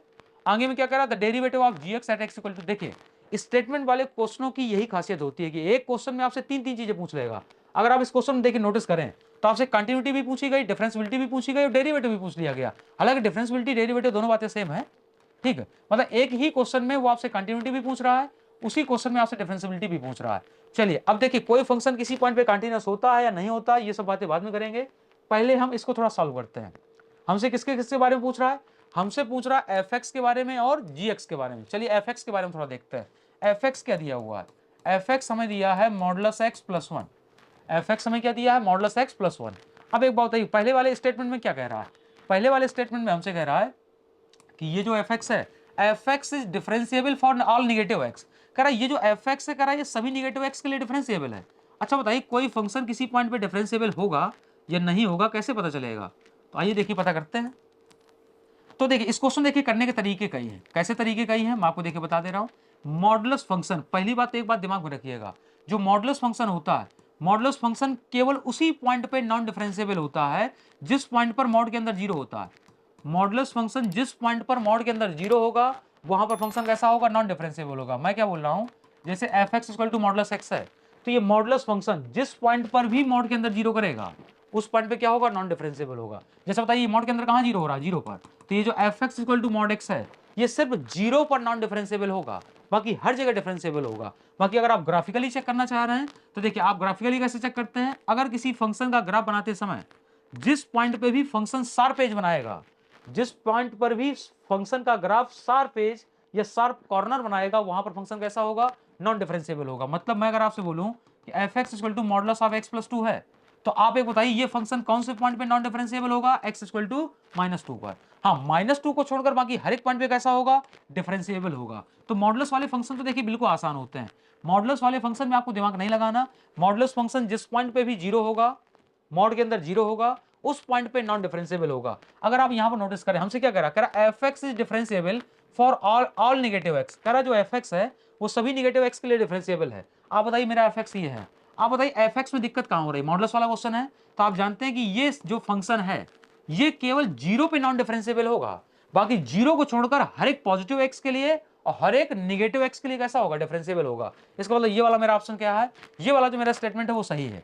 बाकी अगर आपको ऐसे नहीं समझ में आ रहा तो देखिए आप ग्राफ भी बना सकते हैं। ग्राफ कैसे, अगर आप इसका ग्राफ बनाएंगे तो देखिए इसके ग्राफ में अगर आप नोटिस करें तो वाई एक्सेस पे शिफ्टिंग हुई कितना, 1 यूनिट, इसका ग्राफ ये बनेगा। ठीक, बात क्लियर है? ठीक है, तो अगर आप यहां पर नोटिस करें ग्राफ में देखिए ये आपका क्या है, जीरो है। अच्छा ये आपका जीरो है तो ये क्या है, निगेटिव एक्स। आपसे यही तो कह रहा है निगेटिव एक्स के लिए आपको देखना है, निगेटिव एक्स के लिए बताइए फंक्शन का ग्राफ कहीं पर भी ब्रेक हो रहा है, कहीं पर भी शार्प एज ले रहा, नहीं ले रहा। शार्प एज कहां ले रहा, शार्प एज तो जीरो पे ले रहा है ना, तो जीरो पे थोड़ा पूछा गया, लेस देन जीरो के लिए पूछा गया, तो आप ग्राफिकली देख सकते थे। दूसरा अगला तरीका देखिए, अगला तरीका क्या है, आप देखिए मॉडुलस के बारे में जानते हैं, mod x equal to plus x होता है कब, जब आपका एक्स कैसा है, greater than equal to zero है। अब mod x equal to minus x होता है जब आपका एक्स कैसा है, निगेटिव है। मतलब मॉडुलस फंक्शन दोनों साइड से ओपन होता है। कैसे, अगर मॉड के अंदर का नंबर कैसा है, जीरो या जीरो से ग्रेटर है तो ये मॉड पॉजिटिव साइन से ब्रेक होगा। अगर मॉड के अंदर का नंबर या एक्सप्रेशन निगेटिव है तो मॉड निगेटिव साइन से ब्रेक होगा। आप बताइए मॉड के अंदर कहां जीरो हो रहा है, जीरो पर, तो एक बार मैं एक्स को लूंगा जीरो या जीरो से बड़ा, एक बार लूंगा जीरो से छोटा। आप बताइए जब आपका एक्स जीरो या जीरो से ग्रेटर होगा मॉड किससे को लेगा, पॉजिटिव साइन से, तो mod x equal to x हो गया प्लस का 1। आप बताइए जब आपका एक्स निगेटिव होगा तो मॉड किससे को लेगा, नेगेटिव साइन से, ये प्लस का 1। अब यहां पर एक बात समझिए, अगर मैं इस फंक्शन का डेरिवेटिव निकालूं, अगर आप इस फंक्शन का डेरिवेटिव निकालेंगे तो एक्स का डेरिवेटिव 1, 1 का जीरो हो गया, ये किसके लिए आया, x greater than equal to zero के लिए। यहां पर अगर आप डेरिवेटिव निकालेंगे तो कितना आएगा, -1, ये किसके लिए आया, एक्स लेस देन जीरो के लिए। अब बताइए निगेटिव एक्स के लिए क्या डेरिवेटिव हमेशा सेम आ रहा है, मतलब जैसे अगर मैं आपसे कहूं निगेटिव एक्स के लिए मतलब -1 के लिए, तो एफ डैश, आप एफ डैश -1 माइनस निकालो या एफ डैश -1 प्लस निकालो, बार बार क्या आएगा, -1 ही आएगा, या -1 की जगह आप -3 कर लो, कोई दिक्कत नहीं है। किसी भी निगेटिव एक्स के लिए आप 3 पर चाहे लेफ्ट हैंड डेरिवेटिव निकालो, -3 पर चाहे आप लेफ्ट हैंड डेरिवेटिव निकालो, या -3 पे आप राइट हैंड डेरिवेटिव निकालो, सभी निगेटिव एक्स के लिए बार बार इसका डेरिवेटिव क्या आ रहा है, -1। तो ये फंक्शन कैसा होगा, डिफरेंशिएबल होगा। बात क्लियर है? चलिए तो यहां पर देखिए एक कहानी, तो ये तो बात क्लियर हो गई क्या कि पहला वाला हमारा जो स्टेटमेंट है वो सही है। अब देखिए पहले वाले स्टेटमेंट को आप ओरली आंसर दे सकते थे, मैंने क्या बोला, मॉडुलस फंक्शन का आंसर आप ओरली दे सकते हैं। मॉडुलस फंक्शन मॉड के अंदर जिस पॉइंट पे भी अंदर जीरो कर रहा होगा वहां पर कैसा होगा, नॉन डिफरेंशिएबल होगा। चलिए तो पहला वाला हमारा ऑप्शन सही है, ये तो हमारा क्लियर हो गया पहला वाला स्टेटमेंट। अब दूसरे स्टेटमेंट में क्या कह रहा GX is continuous at this point, कह रहा जो जीएक्स फंक्शन है वो इस पॉइंट पे कंटिन्यूअस है। अच्छा जीएक्स क्या है, तो अगर आप जीएक्स फंक्शन को देखोगे तो ये है greatest integer x minus one. अब देखिए ये क्वेश्चन आपका रिपीटेड है, जैसे एक बार पूछा गया था at how many point greatest integer function is discontinuous, कह रहा ग्रेटेस्ट इंटीजर फंक्शन कितने पॉइंट पे डिसकंटिन्यूअस होता है। तो देखिए आप जानते हैं कि ग्रेटेस्ट इंटीजर फंक्शन हर एक इंटीजर पे डिसकंटिन्यूअस होता है। जो ग्रेटेस्ट इंटीजर फंक्शन है वो इंटीजर वैल्यू पे क्या होता है, डिसकंटिन्यूअस। क्यों, क्योंकि ग्रेटेस्ट इंटीजर फंक्शन की इंटीजर पे लिमिट ही एग्जिस्ट नहीं करती। जैसे मान लीजिए मैं अगर x बराबर 2 पर ग्रेटेस्ट इंटीजर फंक्शन की लिमिट की बात करूं, तो x बराबर 2 पर अगर आप इसकी लिमिट की बात करेंगे तो मैं 2 पर लेफ्ट हैंड लिमिट की बात करूंगा, ठीक, और मैं 2 पर राइट हैंड लिमिट की बात करूंगा। अब आप एक बात बताइए, जब आपका x 2 माइनस जाएगा तो बताइए आप 2 माइनस, जब आपका x 2 की तरफ लेफ्ट से अप्रोच करेगा मतलब x 2 से छोटा होगा, मतलब x 2 माइनस की ओर जाएगा। और राइट हैंड लिमिट का मतलब जब आपका x 2 की तरफ राइट से अप्रोच करेगा तो x आपका कहां जाएगा, 2 प्लस जाएगा। आप बताइए जब आपका x 2 माइनस होगा तो 2 से हल्का छोटा क्या आएगा, 1.99, इसका इंटीग्रल पार्ट निकालेंगे तो 1 आएगा। अच्छा 2 से हल्का बड़ा जाएंगे तो 2.000 समथिंग, अगर आप इसका इंटीग्रल पार्ट निकालेंगे तो 2 आएगा। तो आपने एक चीज देखी कि ग्रेटेस्ट इंटीजर फंक्शन की 2 पर LHL 1i, RHL 2i, मतलब LHL RHL इक्वल नहीं आई।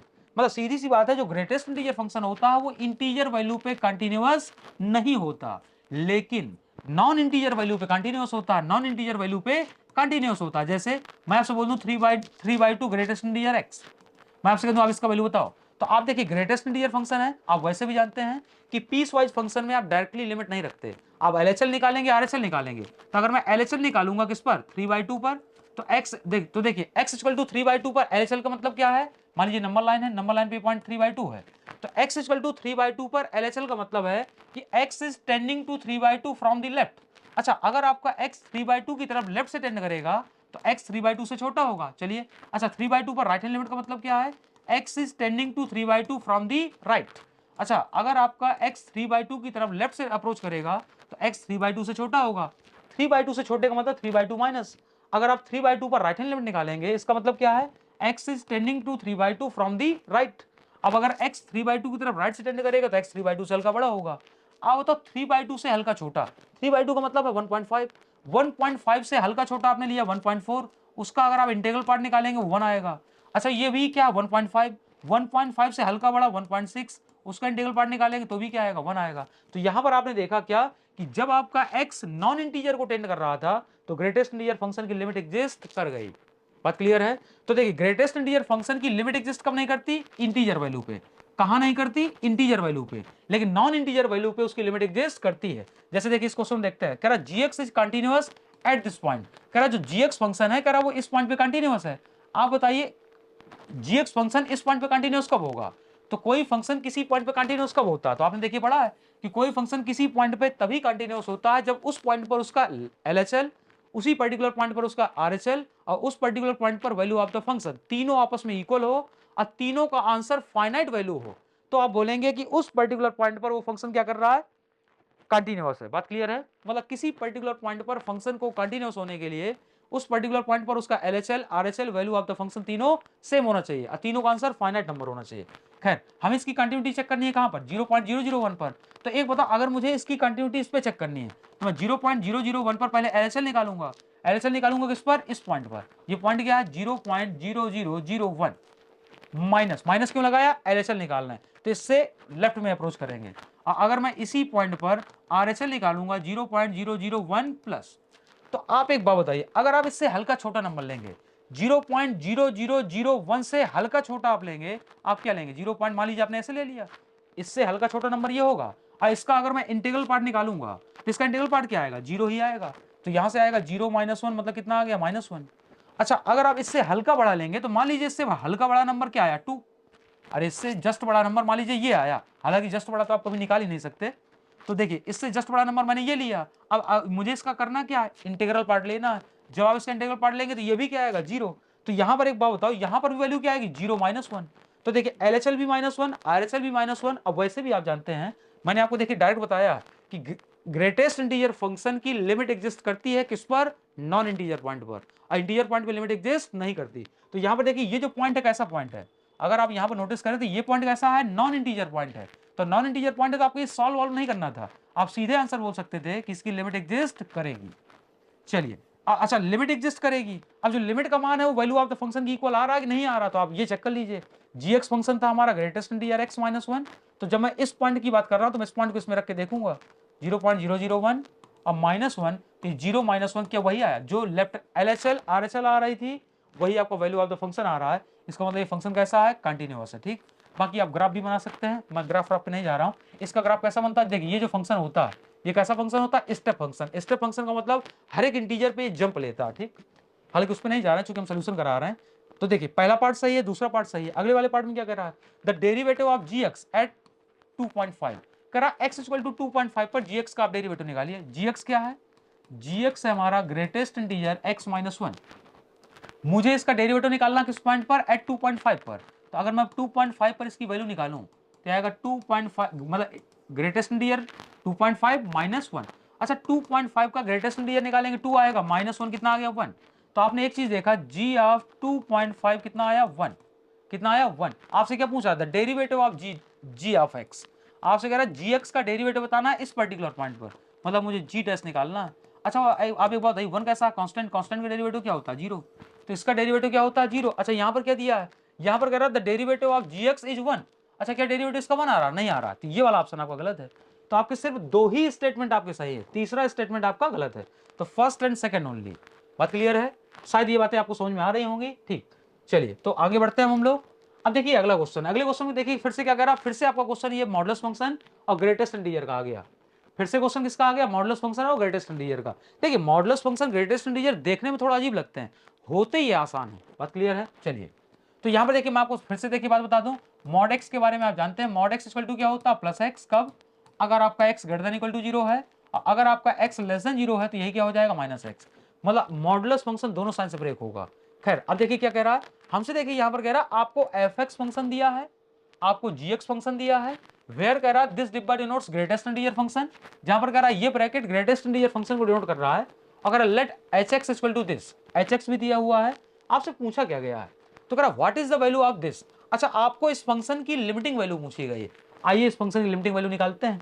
चलिए तो एक बात बताइए, एच एक्स क्या है आपका, जो कह रहा है एच एक्स फंक्शन है। अगर आप यहां नोटिस करें तो जो एच एक्स फंक्शन है वो रैशनल फंक्शन है। तो चलिए हम एच एक्स निकालते हैं, तो यहां से अगर हम एच एक्स निकालेंगे तो वो आएगा एफ एक्स अपॉन जी एक्स। एफ एक्स कितना है, एफ एक्स है मॉडुलस एक्स प्लस 1 अपॉन जी एक्स कितना है, जी एक्स है ग्रेटेस्ट इंटीजर एक्स और -1। हमने एच एक्स निकाल लिया, हमें निकालना क्या है, हमें निकालना है इसकी limiting value. Limit h tends to 0 minus h of x. H of x का वैल्यू क्या है, mod x plus 1 upon greatest integer x -1। आगे क्या लगा प्लस, और यहाँ limit x tends to 0 plus, फिर से क्या है एच एक्स। एच एक्स क्या है आपका, modulus x plus 1 upon greatest integer x -1। चलिए हमें ये वैल्यू कैलकुलेट करनी है, आइए देखिए इनकी वैल्यू कैलकुलेट कर रहे हैं। अब देखिए ये चीजें होती आसान है, मैं फिर बोल रहा हूँ, greatest integer function, modulus function, signum, fractional part, ये सब आसान होता है, देखने में थोड़ा अजीब लगता है। आप एक बात बताइए, जब आपका x 0 माइनस टेंड करेगा, x टेंडिंग टू 0 माइनस का एक्चुअल मीनिंग क्या है, x टेंडिंग टू 0 माइनस का मीनिंग ये है कि x is approaching to 0 from the left, या x is tending to 0 from the left. मान लीजिए नंबर लाइन है, नंबर लाइन पे पॉइंट 0 है, तो x टेंड्स टू 0 माइनस का मतलब है x is tending to 0 from the left, x 0 की तरफ लेफ्ट से टेंड कर रहा है। अच्छा एक बात बताइए, अगर आपका x 0 की तरफ लेफ्ट से टेंड करेगा तो x 0 से छोटा होगा।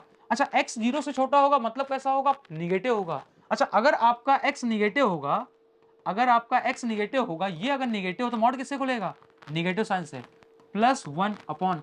अच्छा एक बात बताइए, x अगर 0 की तरफ लेफ्ट से टेंड कर रहा है तो x 0 से छोटा है, x 0 से छोटा है मतलब x कैसा है, निगेटिव। अच्छा 0 से छोटा है तो कुछ ऐसा होगा, बहुत छोटा होगा, मतलब ऐसा कुछ होगा। मान लीजिए x 0 से छोटा है तो कितना छोटा है, बहुत ही कम छोटा होता है, तो यहां से आएगा -0.000। मान लीजिए ऐसा है, x अगर 0 की तरफ लेफ्ट से टेंड कर रहा है तो x 0 से छोटा है, x 0 से छोटा मतलब पहली बात तो निगेटिव है। अब निगेटिव कुछ ऐसा होगा। अब मुझे इसका लेना क्या, ग्रेटेस्ट इंटीजर। अगर मैं इसका ग्रेटेस्ट इंटीजर लूंगा तो बताइए ग्रेटेस्ट इंटीजर कितना आएगा, -1। अब ये चीज आपको आनी चाहिए, देखिए ये चीज यहाँ नहीं समझा सकते, ठीक, -1 प्लस। अब देखिए यहाँ पर देखते हैं, आप एक बात बताओ, अगर आपका x 0 की तरफ राइट से टेंड कर रहा है, अगर आपका x 0 की तरफ राइट से टेंड कर रहा है, मतलब x 0 से कैसा है, बड़ा है। अच्छा, अगर आपका x 0 से ग्रेटर है, अगर x 0 से ग्रेटर है तो मॉड किससे खुलेगा, पॉजिटिव साइन से। प्लस का 1 हो गया अपॉन, अब x 0 से बड़ा है तो 0 से बड़ा कितना होगा, ऐसे तो होगा कुछ। अच्छा, अब इसका लेना क्या है, ग्रेटेस्ट इंटीजर, कितना आएगा 0, अब माइनस क्या हो गया 1। अब आप सिंपली x को क्या रख दो 0, जब आप 0 रखोगे तो ये 0, जब आप 0 रखोगे तो ये 0, तो ऊपर कितना आया, ऊपर आया 1, नीचे -1 -1 -2 हो गया प्लस। अब आप अगर यहां नोटिस करें तो ऊपर आएगा 0 + 1 अपॉन 0 - 1, मतलब कितना आया -1, तो ये -1 माइनस हाफ कितना हो गया, -3/2। ये आपके क्वेश्चन का आंसर है।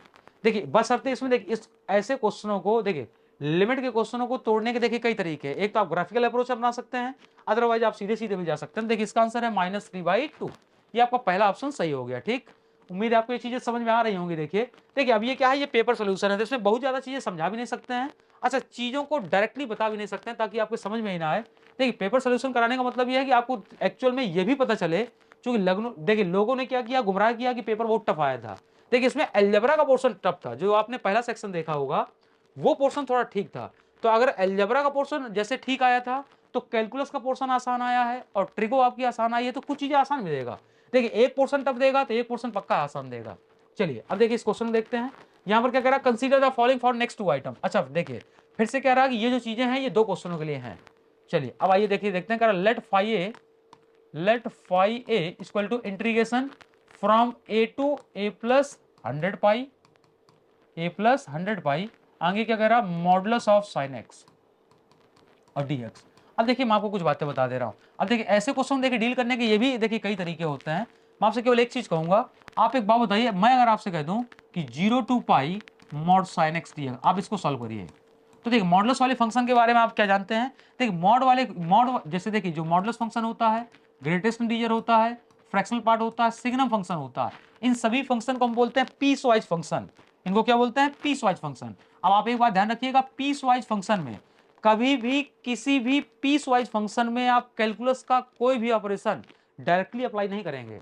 अब कैलकुलस का ऑपरेशन का मतलब क्या है, जैसे आप कैलकुलस में लिमिट अप्लाई करते हैं, आप डिफरेंशिएट करते हैं, आप इंटीग्रेट करते हैं, तो आप पीस वाइज फंक्शन को कभी भी ना तो डायरेक्टली आप उसमें लिमिट अप्लाई करेंगे, ना ही कभी आप उसमें डायरेक्टली डिफरेंशिएट करेंगे, ना ही कभी आप उसको डायरेक्टली इंटीग्रेट करेंगे। आपने देखा होगा जैसे मॉडुलस वाला क्वेश्चन आया या ग्रेटेस्ट इंटीजर वाला आया, तो हमने LHL अलग निकाली, RSL अलग निकाली। बात क्लियर है।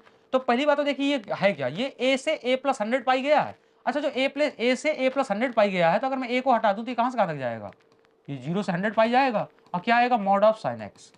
अब देखिए मैं आपसे एक बात कहना चाह रहा हूं, मॉडुलस वाले में देखिए होता क्या है, आपको कुछ खास नहीं करना होता। आप एक बात बताइए, मैं अगर आपसे कहूंगी 0 to pi mod sine x dx, आप इसको इंटीग्रेट करिए, तो आप देखिए एक बात जानते हैं, 0 से पाई में साइन हमेशा कैसा होता है, पॉजिटिव, क्योंकि 0 से पाई में फर्स्ट क्वाड्रेंट आएगा, सेकंड क्वाड्रेंट आएगा, तो साइन हमेशा कैसा होगा, पॉजिटिव। अच्छा, अगर मॉड के अंदर का नंबर पॉजिटिव है तो मॉड कैसा खुलेगा, पॉजिटिव साइन से, तो ये सीधे हो जाएगा 0 to pi mod positive sign से खुलेगा, मतलब सीधे सीधे साइन एक्स हो जाएगा। अब आप देखिए साइन को जब आप इंटीग्रेट करेंगे तो साइन का इंटीग्रेशन माइनस कॉस एक्स। अब आपको कहां से कहां तक जाना, तो 0 से पाई। अच्छा, मैंने माइनस बाहर फेंक दिया। अब पहले आप अपर लिमिट रखेंगे तो आएगा कॉस पाई माइनस, फिर आप लोअर लिमिट रखेंगे तो आएगा कॉस 0। अच्छा, ये माइनस टाइम्स कॉस पाई का वैल्यू -1 माइनस कॉस 0 का वैल्यू 1। तो यहां देखिए आपने देखा माइनस इंटू -2 कितना हो गया, 2। तो मैं सिर्फ आपको ये बताना चाह रहा था कि ये हिंट देने के लिए, क्योंकि मैं इस क्वेश्चन का आंसर डायरेक्ट दूंगा। आपने एक चीज देखा, 0 से पाई में मॉड साइन एक्स का आंसर कितना आया, 2। अब मैं इसी में देखिए कुछ बातें और लिख रहा हूं, क्या कि अगर मैं आपको ऐसे बोल देता कि 0 से 2 पाई, या मान लीजिए 0, जरूरी नहीं आप 0 ही लिखो, आप कुछ भी लिख सकते हो। मान लीजिए आपने लिखा -π/2 से पाई, या मान लीजिए 2 पाई, अब मैंने लिख दिया मॉड साइन एक्स। अब मुझे इसका आंसर डायरेक्टली बताना है, तो आप एक बात बताओ, -π/2 कहां है, यहाँ, तो -π/2 से आपको कहां तक जाना, 2 पाई तक, तो -π/2 से 2 पाई तक, या फिर आप ऐसे करिए 2 पाई ना जाइए, 2 पाई में आपको ज्यादा लगेगा। जैसे -π/2 से पाई जाना, तो -π/2 0 गए, 0 से π/2 गए, π/2 से पाई गए, कितना क्वाड्रेंट चले, 3। तो आप इसका आंसर निकालिएगा, ये आपके लिए होमवर्क है, इसका आंसर 3 ही आएगा। जैसे मैं आपसे बोलूं 0 से मान लीजिए 2 पाई मॉड साइन एक्स dx, तो आप एक बात बताइए, 0 से 2 पाई में आप कितना क्वाड्रेंट चले, 0 से 2 पाई में 0 से पाई चले, π/2 चलेंगे, π/2 से पाई, 3π/2 2 पाई, कितना क्वाड्रेंट चले, 4। तो इसका आंसर आएगा 4। ये डायरेक्ट तरीका होता है आंसर देने का। ठीक, तो हम जानते हैं कि आप एक बात समझिए, मॉड साइन एक्स में आपको ये देखना है, मॉड साइन एक्स में ये देखना है कि यहां से यहां तक कितना क्वाड्रेंट चला। अब आप एक बात बताओ, यहां पर देखिए, अब इस क्वेश्चन देखिए करने का एक तरीका तो ये है, दूसरा तरीका भी है। दूसरा तरीका आपने देखिए पढ़ा होगा कि if f x is periodic function with period T, आपने पढ़ा होगा, मैं देखिए इसका आंसर दोनों तरीके से दे रहा हूं। आपने देखिए क्या पढ़ा है, आपने पढ़ा if f x is periodic function with period t then 0 to n t f x d x, ये आपका हो जाता है equal to n times 0 to t f x d x. आपने पढ़ा है कि अगर एफ एक्स पीरियोडिक फंक्शन है जिसका पीरियड टी है, तो 0 to n t f x d x जो है वो क्या हो जाता है एन टाइम्स, मतलब ये एन आपका बाहर आ जाएगा 0 to t f x d x. आप जानते हैं कि मॉड साइन एक्स कैसा होता है पीरियोडिक, और इसका पीरियड कितना होता है पाई, इसका पीरियड कितना होता है पाई। तो देखिए एफ एक्स पीरियोडिक फंक्शन है जिसका पीरियड टी है, तो 0 टू एन टी जो हो जाएगा वो हो जाएगा एन टाइम्स, ये हो जाएगा 0 टू टी और ये हो जाएगा mod sine x d x. अब आप इसको सॉल्व करने मत लग जाना, आप बताओ मॉड साइन एक्स में आपको क्या देखना, 0 से पाई में आप बताइए 0 से पाई में कितना क्वाड्रेंट चले आप, तो 0 से पाई में आप एक चले पाई बाय 2, फिर चले पाई, कितना क्वाड्रेंट चले 2, तो इस पूरे का आंसर होगा 2। तो यहां से आ गया 100 इंटू 2 कितना आ गया 200। अब बाकी देखिए मैं ये अगर ये वाली प्रॉपर्टी ना भी लगाता तब भी मुझे आंसर चाहिए था क्या, कि 0 से 100 पाई में कितना चलेगा, तो 0 से पाई में 2 चल रहा है, 0 से पाई में 2 चल रहा है, पाई से 2 पाई में फिर 2 चलेगा, तो 0 से 100 पाई में कितना चलेगा 200। तो ये आपका आंसर है 200 डी पार्ट। ठीक, उम्मीद है ये क्वेश्चन आपको समझ में आया होगा। देखिए क्वेश्चन क्या है, क्वेश्चन देखिए आसान थे, बशर्ते ये है कि चीजें आपने अब जैसे ही आपने हो सकता है ये वाली प्रॉपर्टी ना पढ़ी हो। ठीक, हालांकि प्रॉपर्टी आसान है। चलिए अब देखिए अगले वाले क्वेश्चन क्या कह रहा है, कह रहा व्हाट इज फाइव ऐसे, अच्छा फाइव ऐसे पूछ रहा है, आप बताओ आपने फाइव ए क्या निकाला है, तो फाइव ए आपका आया है 200। क्या जो फाइव ए आया है क्या वो कांस्टेंट वैल्यू है, अच्छा अगर फाइव ए कांस्टेंट वैल्यू है तो कांस्टेंट का डेरिवेटिव क्या होता है 0, तो ये तो मतलब आपके साथ मजाक किया गया, ये आपका पहला ऑप्शन सही हो गया। चलिए अगला क्वेश्चन देखते हैं। अगले क्वेश्चन देखिए क्या कह रहा है, consider the following for next 2 item, फिर से आपको अगले 2 क्वेश्चनों के लिए सब करना है। चलिए क्या कह रहा है, कह रहा a differentiable function f x, कह रहा एफ एक्स एक डिफरेंशिएबल फंक्शन है, has local maximum value at x equal to 0। कह रहा जो एफ एक्स, कह रहा एक डिफरेंशिएबल फंक्शन एफ एक्स है, कह रहा ये एफ एक्स फंक्शन एक्स बराबर 0 पर लोकल मैक्सिमम वैल्यू रखता है। ठीक, चलिए और क्या कह रहा है, चलिए इतना ही कह रहा, बाकी तो हिंदी में लिखा है। तो अब देखिए क्या कह रहा है क्वेश्चन, कह रहा which of the following is are correct, कह रहा इनमें से कौन सा करेक्ट है। ये आपको 2 स्टेटमेंट दिए गए हैं, आपको बताना है इन 2 स्टेटमेंट में कौन से स्टेटमेंट सही हैं और कौन से स्टेटमेंट गलत हैं। आप एक बात बताइए, आपसे क्या बोला गया, a differentiable function f x has local maxima at x equal to 0। अच्छा ये डिफरेंशिएबल फंक्शन बोलना जरूरी है, क्यों, क्योंकि आप जानते हैं कि हर एक फंक्शन डिफरेंशिएबल नहीं होता। अगर कोई फंक्शन देखिए, किसी फंक्शन का ग्राफ जिस पॉइंट पर शार्प कॉर्नर या शार्प एज बनाएगा वहां पर फंक्शन कैसा हो जाएगा, नॉन डिफरेंशिएबल हो जाएगा। अब चूंकि यहां पर आपको फंक्शन तो दिया नहीं, तो आप फंक्शन को डायरेक्टली कैसे बोल सकते हैं कि डिफरेंशिएबल है कि नहीं है। इसलिए वहां पर देखिए क्या किया है, यूपीएससी वालों ने आपके लिए बोला है कि जो फंक्शन है वो कैसा है, डिफरेंशिएबल है। बात क्लियर है। चलिए छोटी छोटी बातों को आपको एनालिसिस करना होता है।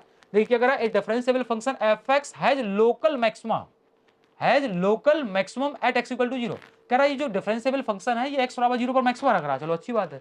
आप एक बात बताइए, कोई फंक्शन किसी पॉइंट पे मैक्सिमा कब देता है, तो जैसे मान लीजिए फंक्शन का ग्राफ है, अब आप देख रहे हैं कि ये फंक्शन इस पॉइंट पे मैक्सिमा दे रहा है, तो आप देखिए सीधी सी बात जानते हैं कि कोई फंक्शन किसी पॉइंट पे मैक्सिमा या मिनिमा अगर दे रहा है, तो अगर आप उस पॉइंट पे टेंजेंट ड्रा करेंगे तो वो टेंजेंट एक्स एक्सिस के पैरेलल होगी।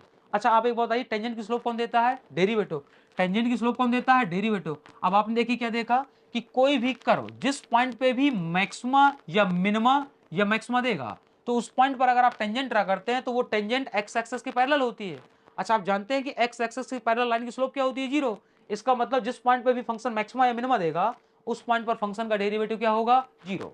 उस पॉइंट पे फंक्शन का डेरिवेटिव क्या होगा, 0। अच्छा टेंजेंट की स्लोप कौन देता है, डेरिवेटिव, तो डेरिवेटिव क्या हो जाएगा, 0। चलिए पहली बात तो ये है कि किसी पॉइंट पर फंक्शन को मैक्सिमा अथवा मिनिमा होने के लिए पहले उस पॉइंट पर उसका डेरिवेटिव 0 होना चाहिए, फर्स्ट डेरिवेटिव 0 होना चाहिए। अब बताओ फंक्शन मैक्सिमम कब देता है, तो मैक्सिमम देने के लिए फंक्शन का सेकंड डेरिवेटिव कैसा होना चाहिए, पॉजिटिव भी होना चाहिए। कोई भी फंक्शन जिस पॉइंट पे भी मैक्सिमा देगा उस पॉइंट पे पहले फंक्शन का फर्स्ट डेरिवेटिव 0 होना चाहिए, ठीक, और सेकंड डेरिवेटिव कैसा होना चाहिए, मिनिमा के लिए पॉजिटिव होना चाहिए। कोई फंक्शन जिस पॉइंट पे आपको मैक्सिमा या मिनिमा देता है उस पॉइंट पे फर्स्ट डेरिवेटिव 0 होगा। दूसरी बात, सेकंड डेरिवेटिव क्या होगा, तो सेकंड डेरिवेटिव सबके लिए अलग अलग है। अगर सेकंड डेरिवेटिव पॉजिटिव हो तो फंक्शन मिनिमा देगा, अगर सेकंड डेरिवेटिव नेगेटिव हो तो फंक्शन मैक्सिमा देगा। सीधी सी बात है। चलिए एक बेसिक कॉन्सेप्ट है, इसी कॉन्सेप्ट का यूज करेंगे। देखिए क्वेश्चन खत्म है। क्या कह रहा है, आपसे कह रहा है विच of the following is correct, कह रहा है कौन सा करेक्ट है। अब बताओ एफ एक्स फंक्शन है, एफ एक्स फंक्शन एक्स बराबर 0 पे क्या दे रहा है, मैक्सिमा दे रहा। अगर एक्स बराबर 0 पे फंक्शन मैक्सिमम है, इसका मतलब एक्स बराबर 0 पे फर्स्ट डेरिवेटिव 0 होगा, पहला ऑप्शन सही है। अच्छा सेकंड डेरिवेटिव नेगेटिव होगा, दूसरा भी सही है। तो इस क्वेश्चन में तो आपको कुछ करना ही नहीं था, क्योंकि आप जानते हैं कि फंक्शन जिस पॉइंट पे भी मैक्सिमा देगा उस पॉइंट पे उसका फर्स्ट डेरिवेटिव 0 होगा और सेकंड डेरिवेटिव नेगेटिव होगा। तो ये तो थ्योरेटिकल क्वेश्चन हो गया, इसमें तो आपको कुछ करना ही नहीं था। चलिए अगला, तो इसका मतलब इसमें दोनों दोनों के दोनों सही हैं, मतलब सी ऑप्शन सही होगा, बोथ 1 एंड 2। चलिए अगला क्वेश्चन देखते हैं। अगले क्वेश्चन में क्या कह रहा है, देखिए फिर से वही क्वेश्चन है। A differentiable function f x has local maximum at x equal to 0। अच्छा, फंक्शन एक्स बराबर 0 पर क्या है, लोकल मैक्सिमम है। अगर फंक्शन एक्स बराबर 0 पर लोकल मैक्सिमम है और कह रहा है ये आपको y दिया हुआ है, तो पूछा क्या गया, तो कह रहा the function y has relative maxima at x equal to 0। तो कह रहा है ये जो फंक्शन y है, कह रहा है ये जो फंक्शन y है, पहली बात तो देखिए, बात समझिए, कह रहा है जो फंक्शन एफ एक्स है वो x बराबर 0 पर क्या है, लोकल मैक्सिमम है। जो फंक्शन एफ एक्स है वो x बराबर 0 पर लोकल मैक्सिमम है। अच्छा, यहां से आप क्या इंटरप्रेट करेंगे, तो देखिए यहां से आप क्या इंटरप्रेट करेंगे, अगर फंक्शन एफ एक्स बराबर 0 पर लोकल मैक्सिमम है, इसका मतलब x बराबर 0 पर फंक्शन का फर्स्ट डेरिवेटिव 0 होगा। फंक्शन का फर्स्ट डेरिवेटिव 0 होगा किस पर, तो क्या कह रहा, फंक्शन लोकल मैक्सिमम है किस पर, x बराबर 0 पर। तो जिस पॉइंट पर भी फंक्शन मैक्सिमम या मिनिमम होगा उस पॉइंट पर फंक्शन का फर्स्ट डेरिवेटिव 0 होगा, यह पहली बात है। दूसरी बात, उस पॉइंट पर फंक्शन का सेकंड डेरिवेटिव नेगेटिव होगा। ये बात क्लियर है, मतलब एफ डैश 0 कैसा होगा, नेगेटिव होगा। सॉरी मैक्सिमम बात कर रहा, क्या होगा, नेगेटिव होगा। अब हमें देखिए y दिया हुआ, y क्या दिया हुआ, y दिया है twice of f x plus a x minus b. क्या कह रहा है, कह रहा है the function y has relative maxima at x equal to 0। आप एक बात बताओ, अगर फंक्शन y, अगर ये y x बराबर 0 पर, अगर ये y x बराबर 0 पर, ये जो फंक्शन y दिया हुआ है ये x बराबर 0 पर क्या है, ये रिलेटिव मैक्सिमा है। आप बताइए, अगर y x बराबर 0 पर रिलेटिव मैक्सिमा है, इसका मतलब y का derivative at x equal to 0 क्या होगा, 0। क्योंकि कोई भी फंक्शन जिस पॉइंट पे भी मैक्सिमा या मिनिमा होगा तो पहले तो उस पॉइंट पर उसका डेरिवेटिव क्या होगा, उस पॉइंट पे उसका फर्स्ट डेरिवेटिव 0 होगा। तो आइए मैं इसका फंक्शन का फर्स्ट डेरिवेटिव निकालता हूं। तो मैं यहां से dy by d x equal to क्या आएगा, 2f डैश एक्स अब प्लस ए एक्स का a, अब b कांस्टेंट है उसका डेरिवेटिव 0। तो यहां तक की कहानी शायद क्लियर है। अब अगर यहां तक कहानी क्लियर है, अब एक बात बताइए, फंक्शन क्या कह रहा था, रिलेटिव मैक्सिमा है किस पर, x बराबर 0 पर, मतलब फंक्शन का derivative at x equal to 0 क्या हो जाएगा, 0। तो मैंने x बराबर 0 डाला तो ये 0 हो गया। यहां से आया 2f डैश 0 और प्लस का क्या आ गया a। अब आपको देखिए एक इन्फॉर्मेशन और गिवन थी कि फंक्शन लोकल मैक्सिमम है किस पर, 0 पर, मतलब फंक्शन का फर्स्ट डेरिवेटिव 0 पर क्या है, 0। तो यहां पर भी आप 2 इंटू 0 प्लस a और यहाँ क्या आ गया, 0। तो क्या a का वैल्यू 0 आ गया। अच्छा, a का वैल्यू 0 आ गया। अब आप ऑप्शन देख लीजिए। अच्छा, a का वैल्यू 0 कहाँ दिया है, यहाँ नहीं दिया है। a का वैल्यू 0 कहाँ दिया है, तो फॉर ऑल a नहीं होगा, ठीक, a बराबर 0 आ रहा है। तो a बराबर 0 कहाँ दिया, ये दूसरे वाले ऑप्शन में, ठीक। तो ये आपका दूसरा ऑप्शन सही हो गया। देखिए आसान क्वेश्चन था। आपने एक चीज देखा, एप्लीकेशन आप डेरिवेटिव से क्वेश्चन कुछ काफी मतलब काफी ज्यादा आ रहे हैं। चलिए देखते हैं। अब ये देखिए फिर से क्वेश्चन आ गया, क्या कह रहा है, एफ एक्स दिया है, जी एक्स दिया है और एच एक्स दिया है, एफ एक्स इंटू जी एक्स। चलिए पूछा क्या गया है, अच्छा ये आपका डेफिनेट इंटीग्रल का क्वेश्चन है। एफ एक्स दिया है, जी एक्स दिया है और एच एक्स को क्या करना है, आपको एच एक्स को इंटीग्रेट करना है। अगर आपको एच एक्स को इंटीग्रेट करना है तो पहला टारगेट है आप एच एक्स निकालिए। तो चलिए एच एक्स निकालते हैं। अच्छा, एच ऑफ एक्स यहाँ देखिए, एच ऑफ एक्स किसके गिवन है, जो एच एक्स है वो गिवन है f of x into g of x के। अच्छा, एफ ऑफ एक्स क्या है, एफ ऑफ एक्स है modulus of x minus 1 into g of x क्या, ग्रेटेस्ट इंटीजर एक्स। देखिए मैंने इस डिफिनेशन का यूज किया, एच ऑफ एक्स जो था वो f of x into g of x के इक्वल था। तो मैंने एच ऑफ एक्स निकाला, एफ ऑफ एक्स की वैल्यू मैंने रख दी x minus mod of x minus 1 और जी ऑफ एक्स की वैल्यू रख दी। हमसे क्या करा, हमें इंटीग्रेट करना, आइए इंटीग्रेट करते हैं। आप बताइए कहां से कहां तक इंटीग्रेट करना, -1 टू 0 और क्या लिखा है, H of x. H of x क्या है, modulus of x minus 1, modulus of x minus 1 into greatest integer x, और ये क्या हो गया, डी एक्स। मैंने देखिए सिंपली किया क्या है, जो लिमिट लगी थी लिमिट लगा दी, एच ऑफ एक्स का वैल्यू मैंने उठा के रख दिया इस डिफिनेशन से, जो एच ऑफ एक्स था वो मैंने उठा के रख दिया। अब आप एक बात बताओ, यहां पर देखिए चलता कौन है, एक्स, क्योंकि आप किसके रिस्पेक्ट में इंटीग्रेट कर रहे हो, एक्स के, तो यहां पर कौन चलेगा, एक्स। अब यहां देखिए क्या कह रहा है, कह रहा है जब आपका एक्स -1 से 0 के बीच में होगा, जब आपका एक्स -1 से 0 के बीच में होगा, आप बताओ जब आपका एक्स -1 से 0 के बीच में होगा तो एक्स -1 कैसा होगा, एक्स -1 कैसा होगा, ये तो निगेटिव होगा। क्यों, क्योंकि देखिए एक्स -1 को अगर आप देखें तो 0 कहां हो रहा है, 1 पे। अगर ये 1 पे 0 हो रहा है इसका मतलब 1 से ग्रेटर के लिए पॉजिटिव होगा, 1 से लेसर के लिए नेगेटिव होगा। लेकिन यहां पर तो 1 आ ही नहीं रहा ना, -1 से 0 के बीच में, -1 से 0 के बीच में जितने भी एक्स होंगे सारे के सारे क्या होंगे, निगेटिव। आप ऐसे समझ लीजिए, -1 से 0 के बीच में जितने भी एक्स होंगे सारे के सारे क्या होंगे, निगेटिव। अब अगर एक्स निगेटिव उसमें -1 और करेंगे तो ये क्या, जो अंदर का एक्सप्रेशन है क्या, निगेटिव हो जाएगा। अच्छा, आप जानते हैं अगर अंदर का एक्सप्रेशन निगेटिव तो मॉड किससे खुलेगा, निगेटिव साइन से। तो यहाँ मॉड नेगेटिव साइन से खुल गया। अच्छा अब आप एक बात बताओ, -1 से 0 के बीच का कोई भी x उठा लो, आपने जैसे ये उठाया, मान लीजिए आपने -1 से 0 के बीच का ये x उठाया, इसका लेना क्या है, इसका इंटीग्रल पार्ट लेना है। आइए इसका इंटीग्रल पार्ट लेते हैं। अच्छा इसका इंटीग्रल पार्ट क्या आएगा, -1, तो यहाँ आ गया -1, तो माइनस माइनस प्लस हो गया, माइनस माइनस क्या हो गया प्लस। अब आइए इसको इंटीग्रेट कर देते हैं, तो x का x²/2 और -1 का x। अब कहाँ से कहाँ तक जाना है, -1 से 0, ठीक। अच्छा पहले आप क्या रखेंगे, अपर लिमिट, तो जब आप अपर लिमिट रखेंगे तो 0 का स्क्वायर/2 -0, अब माइनस, फिर आप लोअर लिमिट रखेंगे तो -1 का स्क्वायर 1, तो 1/2 माइनस x की जगह -1 रखेंगे तो -1 +1 हो गया। ये तो देखिए पूरा 0 हो गया, तो यहाँ से कितना आया, यहाँ से आया माइनस, अब हाफ प्लस 1 कितना हो गया, 3/2। तो फाइनल आंसर है माइनस का 3/2। ये आपका ये पार्ट सही है। देखिए एक आसान क्वेश्चन था, डेफिनेट इंटीग्रल का एक आसान क्वेश्चन था। हो सकता है आपको टिपिकल लगा हो ये मॉडुलस ऑडुलस देखकर। तो देखिए इन पीस वाइज फंक्शन से आपको घबराना नहीं, पीस वाइज फंक्शन में कुछ भी नहीं होता। देखिए होता क्या है, जैसे मॉडुलस है तो मॉडुलस में आपको केवल ये देखना होता है कि मॉड के अंदर का क्वांटिटी पॉजिटिव है या नेगेटिव है। जैसे अगर हम इस इंटरवल की बात करें, यहाँ पर इस पर्टिकुलर क्वेश्चन में अगर हम इस इंटरवल की बात करें, तो इस इंटरवल के बीच -1 से 0 के बीच में जितने भी एक्स होंगे सारे के सारे निगेटिव होंगे। अब आपका ये एक्स निगेटिव है, अब आप निगेटिव में 1 और सब्ट्रैक्ट करेंगे तो और निगेटिव हो जाएगा, मतलब मॉड के अंदर की क्वांटिटी कैसी हो गई, निगेटिव। अब अगर मॉड के अंदर का एक्सप्रेशन निगेटिव तो मॉड किससे खुलेगा, नेगेटिव साइन से। तो मैंने माइनस लगाया और ये खुल गया नेगेटिव साइन से। अब आप यहाँ बताओ, -1 से 0 के बीच का आप कोई भी एक्स उठा लो, जब आप उसका इंटीग्रल पार्ट निकालोगे तो क्या आएगा, -1। अब ये माइनस, आप -1 प्लस हो गया, तो ये प्लस x -1 आ गया। फिर आपने सिंपली इंटीग्रेट कर दिया, आपने क्या लगा दी, लिमिट लगा दी, आपका आंसर आ गया। चलिए उम्मीद है क्वेश्चन क्लियर है। अगला क्वेश्चन देखते हैं। अगले क्वेश्चन कह रहा है 0 to 2 जाना है। अच्छा फिर से देखिए h ऑफ x क्या है, तो h ऑफ x तो आपका वही है, क्या क्या h of x, f of x into g of x। f of x कितना है, मॉडुलस ऑफ x -1 इंटू, ठीक। अच्छा g ऑफ x कितना है, f of x modulus of x -1। अच्छा g ऑफ x कितना है, तो वो है आपका ग्रेटेस्ट इंटीजर x। अब आप देखिए एक बात समझते हैं, ग्रेटेस्ट इंटीजर x जो होता है वो हर एक इंटीजर पे अपने नेचर को क्या करता है, चेंज करता है। पहली बात तो ग्रेटेस्ट इंटीजर फंक्शन ही अपने नेचर को हर एक इंटीजर पे चेंज करता है। मतलब मैं अगर आपसे कहूं कि आप ग्रेटेस्ट इंटीजर 1 का वैल्यू निकालो, 1 आएगा। 1.02 का निकालो, ये भी 1 आएगा। मैं आपसे कहूं 1.54 का निकालो, ये भी 1 आएगा। अब मैं आपसे कहूं कि 1.99 का निकालो इंटीग्रल पार्ट, तो वो भी 1 आएगा। लेकिन जैसे मैं 2 पे जाऊंगा, इंटीग्रल पार्ट क्या आएगा, 2। तो देखिए 1 से 1.99 तक इसने अपने नेचर को चेंज नहीं किया।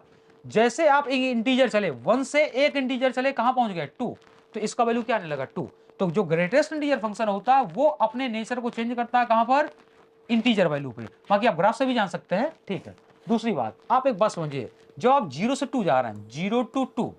अच्छा h ऑफ x क्या है, ये है modulus of x -1 into modulus of x -1। 0 to 2 क्या है, मॉडुलस ऑफ x -1 इंटू ये क्या है, ग्रेटेस्ट इंटीजर x। अब आप एक बात बताइए, जैसे मैं आपसे मान लीजिए बोल दूं कि मान लीजिए मैंने बोला -1 to 3 और मॉडुलस ऑफ x dx, तो क्या आप इसको डायरेक्टली आप इंटीग्रेट कर देंगे। ये फंक्शन कैसा है, मॉडुलस, मॉडुलस मतलब पीस वाइज फंक्शन है। अब मैंने आपको क्या बताया, आप किसी भी पीस वाइज फंक्शन में कैलकुलस का कोई भी ऑपरेशन आप कभी भी डायरेक्टली नहीं लगा सकते।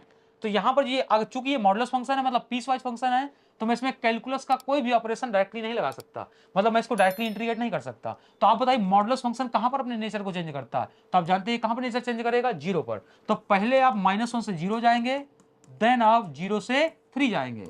बात आप समझ पा रहे होंगे। अब आप एक बात बताइए, आप -1 से 0 के बीच का जितना भी x होगा, सारा का सारा x कैसा होगा, नेगेटिव। तो मॉड किससे खुलेगा, नेगेटिव साइन से। और यहाँ बताइए 0 से 3 के बीच के जितने भी x होंगे, सारे के सारे x पॉजिटिव होंगे, तो मॉड किससे खुलेगा, पॉजिटिव साइन से। ये मैंने सिर्फ आपको समझाने के लिए बोला, ठीक। बाकी अब एक्चुअल क्वेश्चन पे आते हैं, ठीक है। आप एक बताओ, क्या 0 से लेकर 2 तक इस फंक्शन का बिहेवियर या नेचर एक जैसा है। तो अगर आप नोटिस करें तो ये जो मॉडुलस ऑफ x -1 है, तो यही फंक्शन अपने नेचर को कहां चेंज कर रहा है, ठीक है। मॉडुलस फंक्शन जिस पॉइंट पे 0 होता है, जैसे 0 कहां हो रहा था, 0 पर, तो ये 0 पे अपने नेचर को चेंज कर रहा है, तो ये अपने नेचर को कहां चेंज करेगा, 1 पर। अब वैसे भी एक बात बताइए, ये आपका ग्रेटेस्ट इंटीजर फंक्शन है, ये भी अपने नेचर को कहां चेंज करता है, इंटीजर वैल्यू पर। एक बताइए 0 से 2 के बीच में कोई इंटीजर पड़ेगा कि नहीं पड़ेगा, तो 0 से 2 के बीच में 1 पड़ेगा, पक्की बात है। तो यहां पर देखिए आपको तो दोनों बता रहे हैं, मैं कह रहा हूं केवल एक भी होता तब भी आपको वही काम करना पड़ता। तो आप समझ रहे हैं 0 से 2 के बीच में 1 पे ये दोनों के दोनों फंक्शन अपने नेचर को चेंज कर रहे हैं। तो मुझे क्या करना पड़ेगा, मैं डायरेक्टली इसको इंटीग्रेट नहीं कर सकता, तो मैं पहले क्या करूंगा, पहले मैं 0 to 1 जाऊंगा, पहले मैं 0 to 1 जाऊंगा, क्या आएगा, modulus of x -1 into greatest integer x dx, अब प्लस देन मैं 1 to 2 जाऊंगा, देन मैं 1 to 2 जाऊंगा। अब आएगा क्या, modulus of x minus one into greatest integer x dx। बाकी देखिए आपने पढ़ा होगा, ये देखिए टाइप कौन सा है, अगर आप टाइप जानना चाह रहे हैं तो आपने पढ़ा होगा a to b fx dx। आपने ये टाइप पढ़ा होगा, देखिए मैं यही बता दे रहा हूं, आपने कैटेगरी पढ़ी होगी कि a to b fx dx, ये आपका हो जाता है क्या, a to c fx dx plus c to b fx dx। जहां पर क्या कह रहा है, कह रहा है लोअर लिमिट a और अपर लिमिट b के बीच में c एक ऐसा नंबर है जो लोअर लिमिट से बड़ा है, अपर लिमिट से छोटा है। बात समझिएगा, लोअर लिमिट a और अपर लिमिट b के बीच में c एक ऐसा नंबर है जो लोअर लिमिट से बड़ा है, अपर लिमिट से छोटा है। तो ये इंटीग्रेशन टूट जाता है lower limit to that number plus that number to upper limit, ये तरीका है। ठीक, तो 0 से 2 के बीच में 1 एक ऐसा नंबर है जो लोअर लिमिट से बड़ा है, अपर लिमिट से छोटा है। तो इंटीग्रेशन टूटेगा lower limit to that number plus that number to upper limit. बाकी देखिए कहानी क्लियर है। आप एक बात बताओ, 0 से 1 गए, अच्छा तो 0 से 1 के बीच का आप बताओ, जब आपका x 0 से 1 के बीच में होगा, थोड़ा समझिएगा, जब आपका x 0 से 1 के बीच में होगा, जब मेरा x 0 से 1 के बीच में होगा, तो ये मेरा कैसा होगा, x माइनस 1 कैसा होगा, निगेटिव, तो इसका मॉड खुल जाएगा निगेटिव साइन से। अच्छा 0 से 1 के बीच का कोई भी x उठा लो, उसका इंटीग्रल पार्ट क्या आएगा, 0। अच्छा यहां चलते हैं, आप बताओ जब आपका x 1 से 2 के बीच में होगा, अच्छा बताओ x बराबर 1 पे क्या हो रहा है, 0, तो 1 से बड़े के लिए कैसा होगा, पॉजिटिव, तो मॉड किससे खुलेगा, पॉजिटिव साइन से। अच्छा 1 से 2 के बीच का कोई भी x उठा लो, उसका इंटीग्रल पार्ट बार बार क्या रहेगा, 1, तो क्या 1 से मल्टीप्लाई करने कोई फर्क पड़ेगा, नहीं पड़ेगा, तो मैं इस 1 को हटा दे रहा हूं। ठीक, मैं सीधे सीधे लिख दे रहा हूं dx। अब आप समझते हैं 0 का मल्टीप्लाई किसी के साथ करो वो उसको क्या कर देगा, 0। तो यहां तो देखिए इसका इंटीग्रेशन तो क्या हो गया, 0, हमारे केवल ये बचा। तो यहां पर देखिए जो बचा है केवल उसको इंटीग्रेट कर लेते हैं, आइए करते हैं। तो यहां बताइए 1 से 2, अब इसको इंटीग्रेट करना, कितना इंटीग्रेशन आसान है बताइए, पॉलिनोमियल है, x का इंटीग्रेशन x स्क्वायर बाई 2, अब -1 का -x, और कहां से कहां तक कर रहे हैं आप, फ्रॉम 1 to 2। तो पहले आप अपर लिमिट रखिए, तो यहां से आएगा 2 स्क्वायर बाई 2 -2, पहले x की अगर 2 रखा माइनस लोअर लिमिट, x की 1 रखेंगे तो 1 बाई 2 और -1। तो यहां से देखिए ये कितना, 4/2, 2 - 2 ये 0 हो गया, तो माइनस टाइम्स, अच्छा आधे में पूरा घटाएंगे, माइनस का आधा आएगा, कितना आएगा, प्लस का 1/2। तो ये फाइनल आंसर है प्लस का 1/2। ये आपका डी पार्ट सही हो गया। देखिए मैं फिर बोल रहा हूं, कैलकुलस की एक खासियत है, कैलकुलस में अगर आपका अप्रोच अच्छा है तो कैलकुलस आपको आसान लगेगी, अब क्वेश्चन ज्यादा समय भी नहीं लेता, कैलकुलस की यही ब्यूटी है। ठीक, चलिए अब देखिए ये क्वेश्चन देखिए बड़ा आसान इंटीग्रेशन था। क्या आसान इंटीग्रेशन था, देखिए आप इंटीग्रेशन में करते क्या है, आप देखिए सीधी सी बात आप समझते हैं कि चाहे इंटीग्रेशन हो चाहे लिमिट हो, ठीक, मतलब कुछ भी हो, चाहे आपको डिफरेंशिएशन करना हो, चाहे इंटीग्रेशन करना हो, चाहे लिमिट लगानी हो, आप जानते हैं, आप देखिए मैथमेटिक्स में 2 ही काम करते हैं, एक तो आप डिनोमिनेटर के 0 से बचते हैं, क्योंकि अगर डिनोमिनेटर में 0 है तो न्यूमरेटर में कोई भी नॉन जीरो नंबर हो, आंसर क्या आएगा, नॉट डिफाइंड, इन्फिनिटी आएगा, और अगर 0 आ गया तो इनडिटरमिनेट फॉर्म आ जाएगा। तो एक तो आप डिनोमिनेटर के 0 से बचते हो, दूसरा आप इरेशनलिटी रिमूव करते हो, मतलब square root, cube root, fourth root, nth root, आप ये सब हटाते हो। यहां पर देखिए मुझे इंटीग्रेट करना है किसको, dx अपॉन, ये मुझे दिया हुआ root over x plus 1, root over x plus 1 minus root over x minus 1, ये मुझे इंटीग्रेशन दिया हुआ है, मुझे इसको इंटीग्रेट करना। देखिए अब देखिए है क्या, अगर आप नोटिस करें तो ये क्वेश्चन देखिए किसका, ये स्क्वायर रूट वाला है, स्क्वायर रूट वाला है, तो आप सिंपली सा क्या करिए, आप सिंपली इसको रेशनलाइज कर दीजिए, हम यही काम करते हैं। तो देखिए जब आप रेशनलाइज करेंगे तो थोड़ा सा ध्यान सुनिएगा, नीचे क्या है, root over x plus 1 minus root over x minus 1।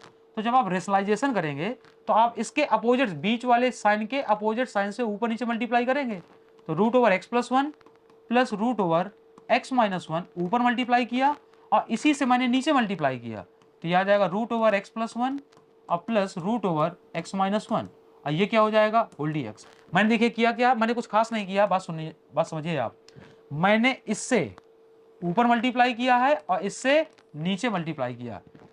जैसे मान लीजिए 5 लिखा है, अगर मैं 2 से मल्टीप्लाई करूं, 2 से डिवाइड करूं, तो अभी तो 5 लिखा है ना, कोई फर्क नहीं पड़ा। अब मल्टीप्लाई डिवाइड आप कुछ भी कर सकते हैं। देखिए चूंकि क्वेश्चन स्क्वायर रूट का था तो मैंने क्या किया, नीचे वाले को रेशनलाइज किया, नीचे वाले को रेशनलाइज किया मतलब इसके अपोजिट साइड से ऊपर नीचे मल्टीप्लाई किया। अब जैसे ही आपने ये काम किया, क्वेश्चन देखिए खत्म। कैसे, ऊपर देखिए क्या लिखा, अगर आप न्यूमरेटर में देखेंगे तो ये लिखा है x plus 1 root plus root over x minus 1, ये तो यही लिखा है। अब देखिए डिनोमिनेटर में देखिए क्या लिखा, ये लिखा a माइनस बी और इंटू a प्लस बी। तो a minus b into a plus b क्या होता है, a square minus b square. तो जब आप इसका स्क्वायर करेंगे तो इसका रूट हट गया, माइनस जब आप इसका स्क्वायर करेंगे तो इसका रूट हट गया। यहां से आप देखेंगे x x कैंसिल हो गया, माइनस ऑफ -1 क्या हो जाएगा, +1, तो 1 1 कितना हो गया, 2, तो डिनोमिनेटर में तो 2 आया, ये आपका बचा। अच्छा यहाँ से देखिए 1/2 कांस्टेंट बाहर आ गया। अब एक काम करते हैं, आइए इसको इंटीग्रेट कर लेते हैं। तो यहाँ से देखिए क्या कर रहा हूँ मैं, इसको थोड़ा रफ कर रहा हूँ क्योंकि अभी मेरे काम का नहीं रहा। देखिए क्वेश्चन तो ये बिल्कुल आसान था, मतलब इससे आसान क्वेश्चन तो आप एनडीए में, चलिए खैर देखते हैं। तो 1/2 बाहर कर लिया। अब यहाँ देखिए बचा क्या, तो यहाँ बचा एक रूट का मतलब क्या होता है, रूट का सिंपल सा मतलब है पावर 1/2 और प्लस यहाँ पर भी देखिए रूट का वही मतलब पावर 1/2। आइए होल क्या हो गया dx। चलिए इंटीग्रेट कर दिया जाए, आइए इंटीग्रेट करते हैं। तो जब हम इसको इंटीग्रेट करेंगे देखिए आएगा क्या 1/2। अब देखिए आप इंटीग्रेशन जानते हैं x पावर n का, तो x पावर n का हो जाएगा x पावर n+1, मतलब 1/2 + 1 वो 3/2 आएगा अपॉन n+1। अब ax + b के हिसाब से x का कोफिशिएंट 1 है तो उससे डिवाइड करने से कोई फर्क नहीं पड़ेगा, तो मैं उससे डिवाइड नहीं कर रहा हूं।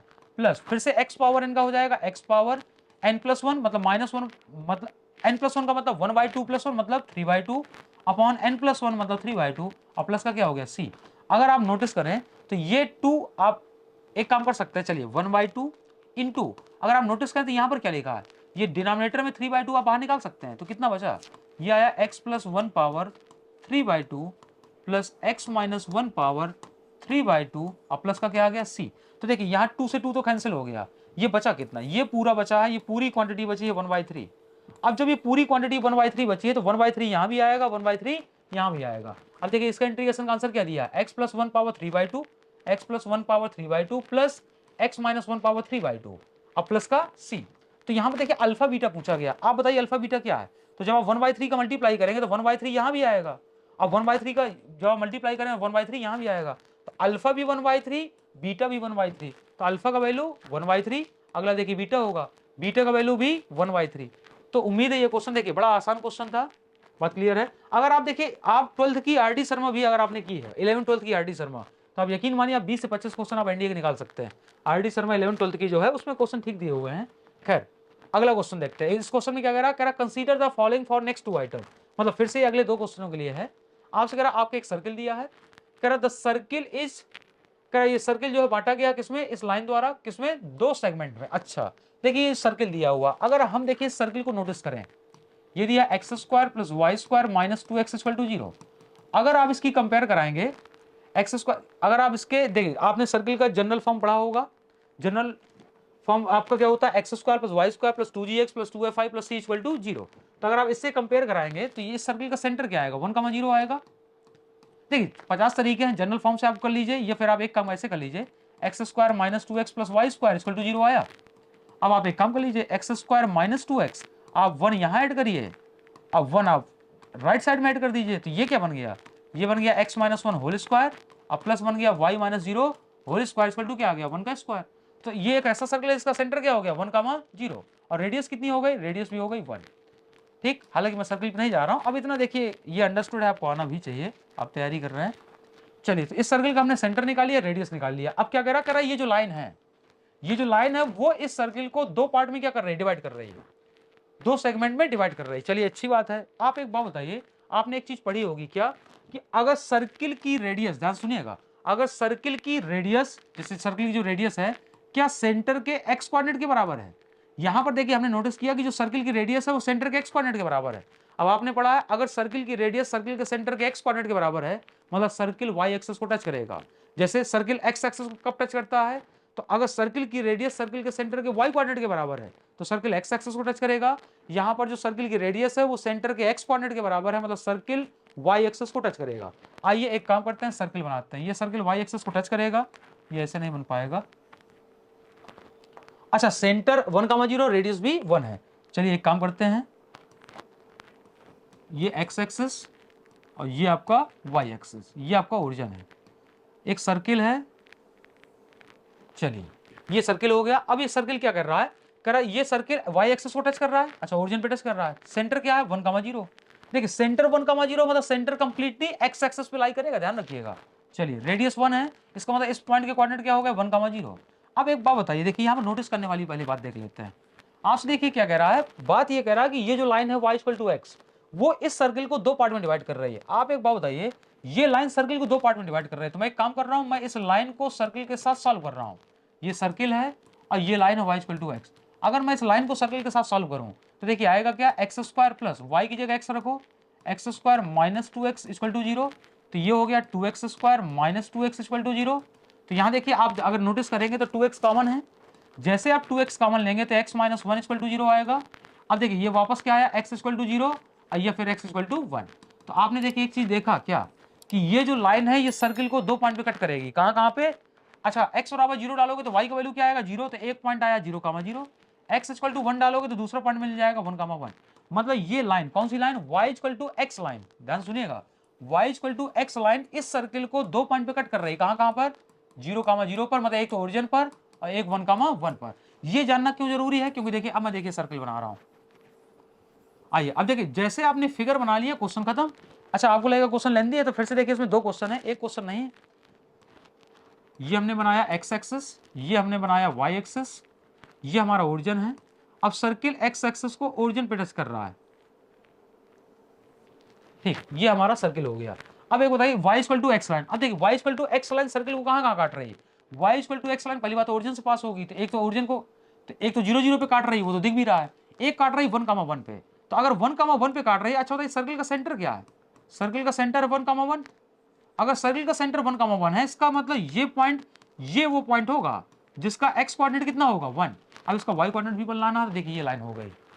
नहीं समझ पाए आप, मैं देखिए फिर से फिगर बनाता हूं। देखिए इसमें पूरा खेल फिगर का ही है, बड़ा आसान क्वेश्चन है, कुछ खास नहीं है इसमें। ये एक्स एक्सिस है, ये वाई एक्सिस है, ये आपका ओरिजिन है। मैं कह रहा हूं एक लाइन जो, चलिए ये सर्किल है, सर्किल का सेंटर हमारा क्या था, सर्किल का सेंटर है हमारा 1,0, सेंटर है 1,0। अच्छा अगर ये पॉइंट 1 है, तो अगर मैं यहां से परपेंडिकुलर डालूं, इस पॉइंट का एक्स कोऑर्डिनेट क्या 1 ही होगा ना, एक्स कोऑर्डिनेट तो 1 ही होगा। अच्छा एक्स कोऑर्डिनेट 1 हो गया। अब मैं कह रहा हूं ये लाइन जो थी y equal to x line, ये सर्किल को कितने पॉइंट पे काट रही थी, एक पॉइंट था ओरिजिन, एक पॉइंट था 1,1। एक्स कोऑर्डिनेट 1 होना चाहिए, मतलब जो y equal to x line है वो यहां से पास होनी चाहिए। आइए यहां से पास करा देते हैं। चलिए ये वो लाइन है y इक्वल टू एक्स। अब बताइए इस y equal to x line का मतलब क्या है, कि इस लाइन पर आप कोई भी पॉइंट ले लीजिए, उसका x coordinate y coordinate same होगा। अच्छा ये लाइन 0,0 पे काट रही थी 1,1 पे, ये पॉइंट है 1,1। अब आप अगर नोटिस करें, देखिए यहां पर अगर आप नोटिस करेंगे तो देखिए आपसे क्या कह रहा है, आपको देखिए 2 रीजन मिलते हुए दिख रहे हैं, कौन कौन से, एक रीजन तो देखिए आपको ये मिला और एक मिला रीजन नीचे वाला। अब देखिए क्वेश्चन क्या कह रहा है, let A1 A2 be the areas of major and minor segment. कह रहा A1 और A2 जो है वो एरिया किसके, मेजर सेगमेंट के और माइनर सेगमेंट के। A1 जो है मेजर सेगमेंट का एरिया है और A2 माइनर सेगमेंट का एरिया है। अगर मैं माइनर सेगमेंट की बात करूं तो इसका एरिया क्या है, तो माइनर सेगमेंट के एरिया को A2 से रिप्रेजेंट किया गया है। चलिए अच्छी बात है। तो आप एक बात बताइए, इस पूरे सर्किल का एरिया क्या होगा, तो पूरे सर्किल का एरिया होता है पाई आर स्क्वायर, आर कितना है 1। तो अगर मैं सर्किल के एरिया की बात करूं तो पाई आर स्क्वायर, तो पाई इंटू 1 स्क्वायर, तो वो तो पाई ही आएगा। मैं कह रहा हूं आप बताओ, अगर ये नोटिस करो तो ये वाला पार्ट आधा है तो ऊपर वाला पार्ट आधा होगा, मतलब अगर मैं ऊपर वाले पोर्शन का एरिया निकालना चाहूं तो पूरे एरिया का आधा होगा, मतलब पाई/2 होगा। अच्छी बात है। अब आप अगर नोटिस करो तो y equal to x line इस सर्किल को सिमेट्रिक उस पर काट रही है। अच्छा अगर बिल्कुल सिमेट्रिक काट रही है, मतलब जितना एरिया इस रीजन का होगा उतना ही एरिया इस रीजन का होगा। बात समझ रहे हैं आप, तो इसका मतलब है इसके भी कितने सेगमेंट बनेंगे, 2। तो देखिए 2 इसके सेगमेंट बने, अगर मैं इसको बढ़ा दूं तो ये भी सेगमेंट कितने बने, 2। तो ये जो एरिया है, अगर मैं इसकी बात करूं इस रीजन की, ये जो रीजन है ये पूरे एरिया का कितना है, ये पूरे एरिया का 1/4 है। अगर आप इस रीजन की बात करें तो पूरे एरिया का क्या है, 1/4 है। अच्छा ये तो आपका 90 है। तो मुझे देखिए निकालना क्या है, निकालना है इस माइनर सेगमेंट का एरिया। माइनर सेगमेंट का एरिया का मतलब मुझे A2 निकालना है। A2 है क्या, A2 निकालेंगे कैसे, तो मैं देखिए क्या कह रहा था आपसे, मैं कह रहा हूं कि यहां से लेकर ये पूरा रीजन, ये क्या है, ये 1/4 है पूरे एरिया का, तो पूरे एरिया का 1/4 ले लिया। अब इस पूरे रीजन में से क्या घटा दो, अगर आप इस पूरे रीजन में से अगर आप इसका एरिया घटा दें, किसका, इस ट्रायंगल का, अगर आप इस ट्रायंगल का एरिया घटा दें, देखिए इस पूरे रीजन में से अगर आप इस ट्रायंगल का एरिया घटा देंगे तो क्या आपको इसका एरिया नहीं मिल जाएगा। तो देखिए मैं ट्रायंगल का एरिया हटा रहा हूं। अच्छा ट्रायंगल क्या, राइट एंगल ट्रायंगल एरिया क्या होगा, half base into height. Base कितना है, अगर ये पॉइंट 1,0 तो ये लेंथ कितनी है 1, इंटू हाइट कितनी है, तो ये भी हाइट है कितनी 1। तो यहां से मुझे कितना मिला, जो माइनर सेगमेंट का एरिया मिला वो मिला पाई/4 माइनस 1/2। तो अगर आप 4 का एलसीएम ले लेंगे तो आएगा पाई-2। तो यहां से मुझे क्या मिला, पाई-2/4। मुझे देखिए A2 मिल गया, A2 का मतलब माइनर सेगमेंट का एरिया मिल गया। अच्छा बताइए, ये y equal to x line ने सर्किल को 2 ही सेगमेंट में डिवाइड किया है, एक A1 सेगमेंट में, एक बड़ा वाला सेगमेंट क्या है A2। तो अगर ये दो ही सेगमेंट में डिवाइड किया, इसका मतलब अगर आप दोनों सेगमेंट को अगर आप मर्ज कर दोगे तो टोटल एरिया आ जाएगा। तो यहाँ बताओ मैं A2 निकाल चुका हूँ, तो अगर मुझे A1 निकालना है तो वो टोटल एरिया में से माइनर रीजन का एरिया घटा दो आप। क्या है माइनर रीजन? तो पाई माइनस 2/4। तो यहाँ से क्या आ जाएगा? A1 आ जाएगा 4 pi minus minus pi, minus minus plus का 2 अपॉन क्या आ जाएगा 4। A1 आ जाएगा कितना? 4 पाई माइनस पाई 3 पाई और प्लस 2/4। तो यहाँ पर मुझे A1 मिल गया। A1 का मतलब मेजर A1 ही पूछ रहा था, कितना आया? 3 पाई प्लस 2/4। ये आपका डी पार्ट सही हो गया। अच्छा यहाँ देखिए A1 मिल गया, A2 मिल गया, चलिए अच्छी बात है। अगले क्वेश्चन में चलते हैं। क्या पूछ रहा है? यहाँ पूछ रहा है twice of A1 plus A2 upon A1 minus thrice of A2। आप बताओ यहाँ से आया 2 twice of A1 plus A2, वो तो टोटल रीजन हो गया, तो इसका एरिया A1 प्लस A2 मिला के पूरा सर्किल बन जाएंगे, तो सर्किल का एरिया पाई है। A1 क्या था हमारा? अगर आप नोटिस करें तो देखिए A1 था हमारा, A1 है 3 पाई/2 प्लस 4, 3 पाई प्लस 2/4, ठीक, माइनस थ्राइस ऑफ। अच्छा यहाँ पे देखिए एक काम करते हैं, A2 का वैल्यू निकालते हैं। A2 का वैल्यू क्या है? A2 का वैल्यू आपने निकाला पाई माइनस 2/4, पाई माइनस 2/4। चलिए इसको कैलकुलेट किया जाए तो यहाँ देखिए 2 पाई आ गया। अगर आप नोटिस करें तो 4 का जब आप एलसीएम लेंगे तो यहाँ देखिए आएगा क्या? यहाँ पर आएगा 3 पाई प्लस 2 माइनस माइनस के अंदर मल्टीप्लाई करिए तो 3 पाई हो जाएगा, और माइनस माइनस प्लस का हो जाएगा, और 3 दूना कितना हो जाएगा? 6, और होल डिवाइडेड बाई क्या आएगा? 4, जो कि कहाँ चला जाएगा? ऊपर। 3 पाई से 3 पाई कैंसिल हो गया, 4 2 जा 8 पाई अपॉन 6 प्लस 2 कितना हो गया? 8, ये कैंसिल हो गया, कितना आ गया? पाई। तो यहाँ पर देखिए इस क्वेश्चन का आंसर आया है पाई, पहला पार्ट। ठीक, तो अभी तक देखिए हमने 98 क्वेश्चन तक कर लिया, कंप्लीट कर लिया है। अब हमारे चलिए अब और आगे कम पढ़ते हैं। ये फिर से देखिए, अब ये जो क्वेश्चन है फंक्शन का है। अच्छा फंक्शन में क्वेश्चन किसका है? फंक्शनल इक्वेशन का है। ठीक, तो अगर ये क्वेश्चन फंक्शनल इक्वेशन का है तो चलिए इस फंक्शनल इक्वेशन को सॉल्व करते हैं। अब देखिए ऐसे क्वेश्चन को डील करने के लिए देखिए तरीके कई होते हैं। जैसे यहाँ पे देखिए क्या दिया है? थ्राइस ऑफ fx प्लस f of 1/x equal to आ गया 1/x प्लस 1। ये हमें दिया हुआ है, ये फंक्शनल इक्वेशन दी हुई है। आप इसको फंक्शनल इक्वेशन बोलिए या फंक्शनल रिलेशन बोलिए। ठीक, मतलब फंक्शनल इक्वेशन का मतलब ऐसा फंक्शन, ऐसी इक्वेशन जिसमें फंक्शन इन्वॉल्व हो। जैसे ट्रिग्नोमेट्रिक इक्वेशन आपने पढ़ी होगी, ऐसी इक्वेशन जिसमें ट्रिग्नोमेट्रिक फंक्शन इन्वॉल्व हो, इसको बोलते हैं फंक्शनल इक्वेशन। मतलब ऐसी इक्वेशन जिसमें फंक्शन इन्वॉल्व हो। अब देखिए क्या कह रहा है? Consider the following for next 2 item. अच्छा फिर से इससे रिलेटेड आपको 2 क्वेश्चन मिलेंगे। चलिए तो इससे रिलेटेड अगर 2 क्वेश्चन मिले, दोनों को ट्राई करते हैं। ये हमें फंक्शनल रिलेशन या फंक्शनल इक्वेशन दिया हुआ है। हमसे पूछा किसके बारे में? कह रहा what is the value of fx। अच्छा आपको fx का वैल्यू बताना है। अब देखिए इस क्वेश्चन करने के देखिए तरीके तो कई हैं। अगर आपको f ऑफ x का वैल्यू निकालना है तो f ऑफ x कब मिलेगा? जब आप f ऑफ 1/x को गायब कर दो। ये गायब कैसे होगा? तो आप एक काम करिए, सिंपली आप यहाँ पर x को रिप्लेस कर दीजिए 1/x के साथ। जब आप x को 1/x के साथ रिप्लेस करेंगे तो यहाँ से क्या आएगा? यही इक्वेशन रिड्यूस होकर आएगी 3 times f of 1/x plus f of, अच्छा x को जब आप 1/x लिखेंगे तो ऑटोमेटिकली f ऑफ x बन जाएगा, इक्वल टू आएगा x प्लस 1। अब आपको करना क्या है? देखिए आपका टारगेट है f ऑफ x निकालना। मतलब आप f ऑफ 1/x को, f ऑफ 1/x को आप एलिमिनेट करेंगे। तो आप एक काम कर दीजिए, देखिए क्या काम करना है आपको। आप एक काम कर सकते हैं, आप पहली वाली इक्वेशन में देखिए 3 से मल्टीप्लाई कर दीजिए। जब आप पहली वाली इक्वेशन में 3 से मल्टीप्लाई करेंगे तो देखिए आपको दिख जाएगा क्यों मैं 3 से मल्टीप्लाई कर रहा हूँ। उसका देखिए रीजन है, अगर आप नोटिस करें तो हमें f ऑफ 1/x को एलिमिनेट करना है। यहाँ पर f ऑफ 1/x का कोफिशिएंट 1 है, यहाँ पर 3 है, तो मैं पहली वाली इक्वेशन में 3 से मल्टीप्लाई कर रहा हूँ। तो जब मैं 3 से मल्टीप्लाई करूंगा तो आएगा 9 times f of x plus 3 times f of 1/x, और यहाँ से आएगा 3 से मल्टीप्लाई किया आपने तो क्या आया? 3/x प्लस का 3। अच्छा ये मैंने 9 से मल्टीप्लाई किया, अब मैंने इस इक्वेशन को सब्ट्रैक्ट कर दिया। तो ये इक्वेशन क्या है? अगर आप इसको देखिए सही से लेके तो ये लिखा है f ऑफ x प्लस क्या लिखा है? Thrice of f of 1/x equal to क्या है? x plus 1। अब देखिए सब्ट्रैक्ट करते हैं, तो जब आप सब्ट्रैक्ट करेंगे तो माइनस माइनस माइनस, हाँ यहाँ सब्ट्रैक्ट करने में आपको ध्यान देना है, जल्दबाजी में आप गलती मत कर दीजिएगा। इसमें से आपको ये सब्ट्रैक्ट करना है। ठीक, तो जल्दबाजी में आपको गलती नहीं करनी है, तो गलतियों से ही देखिए आपको बचना है। पेपर कभी टफ नहीं आता है, इंडिया का पेपर हमेशा आसान आता है। बस देखिए बातें ये होती हैं कि आप जितनी कम गलतियां करेंगे, जितनी ज़्यादा चीज़ें आपकी क्लियर होंगी, पेपर आपको उतना ही अच्छा होगा। और अगर आप ज़्यादा शॉर्ट ट्रिक में उसमें जाएंगे, देखिए अल्टीमेटली जैसे 120 क्वेश्चन का पेपर आता है तो आपको 120 थोड़ा पूरे करने होते हैं, आपको तो 70-80 क्वेश्चन करना है। अब मान लीजिए आपको अगर 80 क्वेश्चन करना है, इसका मतलब 40 क्वेश्चन आपको छोड़ने हैं। अब अगर आपको 40 क्वेश्चन छोड़ने हैं तो इसका मतलब आप ऐसे समझिए आपको 80 क्वेश्चन कर रहे हैं तो 80 क्वेश्चन के लिए 2.5 घंटा है, वो आपके लिए मोर देन सफिशिएंट है। ठीक, उसमें शॉर्ट ट्रिक की जरूरत नहीं, क्योंकि देखिए अगर आप शॉर्ट ट्रिक से जाएंगे तो 120 क्वेश्चन में आप मुश्किल से 8 या 10 क्वेश्चन कर पाएंगे। और देखिए शॉर्ट ट्रिक पहली बात तो हर क्वेश्चन में अप्लाई नहीं होती, शॉर्ट ट्रिक कुछ फिक्स क्वेश्चनों में ही अप्लाई होती है। ठीक, तो आपको शॉर्ट ट्रिक के चक्कर में नहीं पड़ना है। चलिए खैर मैं आपको देखिए तरीके बता रहा हूँ। अब यहाँ से देखिए क्या है, यहाँ से अगर आप सॉल्व करेंगे, देखिए ये आपका कैंसिल हो गया, thrice of f x minus का ये कैंसिल हो गया, 9 टाइम्स एफ एक्स में से एफ एक्स घटाएं क्या आएगा, 8 times f x equal to क्या आया, यहाँ से देखिए आया 3/x, 3/x प्लस का 3, अब माइनस का x माइनस का 1, इसका पूरा साइन चेंज होगा, ध्यान रखिएगा।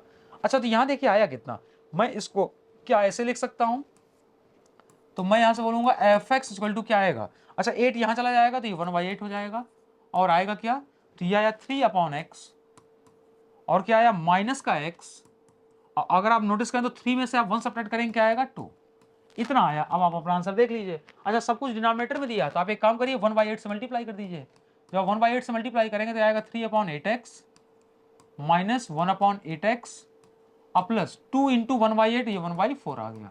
अब आप अपना ऑप्शन देख लीजिए, तो यहाँ से आया 3/8x माइनस 1/8x प्लस 1/4, ये आपका डी पार्ट सही हो गया। अच्छा आपने एफ ऑफ एक्स निकाल लिया। देखिए इसको क्वेश्चन करने का एक और तरीका, मतलब हर क्वेश्चन को देखिए करने के तरीके कई होते हैं। अब जैसे आप अगर ऐसे नहीं करना चाह रहे, मान लीजिए आपको यहाँ से टिपिकल लग रहा है, तो आप इस क्वेश्चन को ऐसे भी कर सकते हैं। कैसे, आप कोई ऐसा वैल्यू सब्स्टिट्यूट कर लीजिए। अब देखिए यहाँ पर जैसे अगर आप चाहें, देखिए आप एक्स का वैल्यू अपनी तरफ से एज्यूम करिए, लेकिन मैं फिर बोल रहा हूँ ये चीजें कुछ ही फिक्स क्वेश्चनों के लिए होंगी। तो जैसे आप x का वैल्यू एज्यूम करेंगे तो सबसे छोटा नंबर आप क्या एज्यूम कर सकते हैं, 0। लेकिन अगर आपने x को 0 ले लिया तो यहाँ दिक्कत हो जाएगी और यहाँ भी दिक्कत हो जाएगी, तो आप x का वैल्यू 0 नहीं ले सकते। तो आप x का वैल्यू 1 ले लो, -1 ले लो, 2 ले लो, कुछ भी आप ले लो। अब जैसे मान लीजिए आपने x का वैल्यू 1 ले लिया, तो यहाँ से आया thrice of F of 1 plus ये बनेगा एफ ऑफ 1 इक्वल टू 1 लिया तो कितना बना 1/2, तो ये 4 टाइम्स f1 इक्वल टू 2 आ गया, तो f1 कितना आ गया 1/2। अब f ऑफ 1 का वैल्यू 1/2 आया है। आप देखिए जैसे इसी ऑप्शन, ये वाला ऑप्शन आपको सही था, इसमें देखिए आप x का वैल्यू 1 रखेंगे तो आएगा 3/8 माइनस 1/8 प्लस 1/4। अच्छा 3/8 माइनस 1/8 ये आ गया 2/8 और प्लस 1/4, तो यहाँ देखिए ये 1/4 ही तो लिखा, तो 1/4 प्लस 1/4 आ गया 2/4, 2/4 का मतलब 1/2। तो देखिए समय उतना ही लगना, आप अल्टरनेटिव अप्रोच अपनाइए या फिर आप सीधा सीधा जाइए, बात वही है। तो मैं देखिए मैं आपको सजेस्ट करूंगा कि आपको क्वेश्चन आना चाहिए, शॉर्ट ट्रिक के चक्कर में मत पड़िए। देखिए कोशिश की गई, देखिए बहुत ज्यादा समझाया भी नहीं जा सकता, और ऐसे चीजों को ऐसे नहीं कि आए सीधे बता के निकल गए। खैर ये है देखिए क्वेश्चन आपका 3 times f x plus F of 1/x। अच्छा ये तो दिया हुआ था, आपसे कह रहा what is the value of 8 times 1 to 2 F x d x, 8 times 1 to 2 F x d x, आपको इसका वैल्यू निकालना, हमें निकालना है वैल्यू किसका, 8 टाइम्स, चलिए 8 का मल्टीप्लाई तो बाद में कर लेंगे, 8 का मल्टीप्लाई हम लोग बाद में कर लेंगे, हमें इसका वैल्यू निकालना। अच्छा एफ एक्स आपने निकाला था, तो हमें जाना है 1 to 2 F of x, F of x हमने क्या निकाला था, तो हमने एफ ऑफ एक्स निकाला था, क्या आया था 3/8x, 3 या फिर आप ऐसे बोल दो ये है आपका F of x. F of x क्या आया है, एफ ऑफ एक्स आया 1/8 टाइम्स, 1/8 टाइम्स क्या आया है 1/8 times 3/x minus x plus 2, 3/x minus x plus 2, ये है मेरा एफ एक्स। अच्छा अब आपको 1 to 2 F x d x, इसे मल्टीप्लाई किससे करना था 8 से, तो मैंने 8 से मल्टीप्लाई कर दिया, और ये क्या हो गया डी एक्स। अगर आप यहाँ नोटिस करें 8 से 8 तो कैंसिल हो गया ना, तो ये बचा क्या 1 to 2, ये बचा 3/x माइनस एक्स प्लस 2, ठीक, और डी एक्स। बात क्लियर है। चलिए तो यहाँ पर देखिए कि अब तो ये सीधे सीधे इंटीग्रेट करना है आपको, तो 3 बाहर आ गया, 1/x का 1/x का integration log of mod x minus x का इंटीग्रेशन x²/2, और यहाँ पर आ गया 2x का 2, और ये कहाँ से कहाँ तक है, तो लिमिट आपकी लगी है 1 to 2, तो पहले आप अपर लिमिट रखिए, जब आप अपर लिमिट रखेंगे तो आएगा 3 times log of mod 2 minus x value 2 रखेंगे तो 2² 2 हो गया, x वैल्यू 2 रखेंगे तो कितना हो गया 4 हो गया, ये तो हुआ upper limit, minus lower limit, lower limit रखेंगे तो आएगा 3 टाइम्स लॉग ऑफ मॉड 1 और माइनस 1² मतलब 1/2, और प्लस का क्या आएगा 2। मैंने पहले अपर लिमिट रखा फिर मैंने लोअर लिमिट रखा, अब बस इसको सिंप्लीफाई करना है, तो आइए सिंप्लीफाई करते हैं, और क्वेश्चन ही मेरा खत्म है। देखिए इस कोचिंग के माध्यम से आपको अच्छे से अच्छा सोल्यूशन प्रोवाइड कराने की कोशिश की गई है। चलिए यहाँ पर देखिए इस कोचिंग में ऐसा नहीं होगा कि आया आपने ऐसे शॉर्ट ट्रिक बताई क्वेश्चन सॉल्व हो गया, शॉर्ट ट्रिक से वो पर्टिकुलर क्वेश्चन सॉल्व हो सकता है, लेकिन अगर नया क्वेश्चन मिलेगा तो चीज़ों में आपके लिए दिक्कत हो जाएगी, इसलिए आपको कोचिंग के माध्यम से कुछ अच्छा से अच्छा प्रोवाइड कराने की कोशिश की जा रही है। खैर यहाँ देखिए क्या लिखा 3 times log of mod 2 log of mod 2 log 2 हो जाएगा माइनस, अच्छा -2 + 4 कितना हो गया प्लस का 2। आगे देखिए, अच्छा log 1 का वैल्यू 0 होता है, पूरा टर्म 0 हो गया। 2 - 1/2 ये कितना हो जाएगा, अच्छा 2 में से आधा घटाएंगे 3/2 आएगा, ये आएगा 3/2। अच्छा ये जो 3/2 आया वो किसका आएगा, माइनस का। देखिए 2 में से हाफ सब्ट्रैक्ट करेंगे, प्लस का 3/2 आएगा, आगे क्या लगा माइनस, तो माइनस का 3/2 हो गया। ठीक, तो यहां से आएगा 3। अच्छा जो 3 log 2 है, 3 log 2 को आप ऐसे भी तो लिख सकते हैं log 2 to the power 3 और प्लस ये कितना हो गया हाफ। ठीक, तो यहां से आया log 8 प्लस, अच्छा जो हाफ है, हाफ को हाफ इंटू 1 लिख सकते हैं। 1 को मैंने लिख दिया log ई बेसी, क्योंकि आप जानते हैं log में यदि नंबर बेस सेम होता है तो आंसर कितना होता है 1। अच्छा यहाँ n log m से ये हो जाएगा log m की पावर n। अच्छा बेस क्या है e, अच्छा यहाँ पर भी log का बेस क्या रहेगा e। तो यहाँ आप देखिए log का बेस सेम है, तो आप फार्मूला अप्लाई कर सकते हैं कैसे, log m plus log n, ये हो जाएगा log m into n, 8 into e power 1/2 का मतलब रूट ई, अब बेस क्या है e, ये आपका फाइनल आंसर हो गया। तो यहां से आपका आंसर आ गया। अच्छा ln का मतलब होता है नेचुरल लॉग, ln का मतलब नेचुरल लॉग, नेचुरल लॉग का मतलब वो लॉग जिसका बेस क्या होगा e होगा। तो यहाँ पर ये आपका यही लिखा log 8 root e to the base e। ठीक, तो हमने 100 क्वेश्चन तक हमने सॉल्व कर लिया।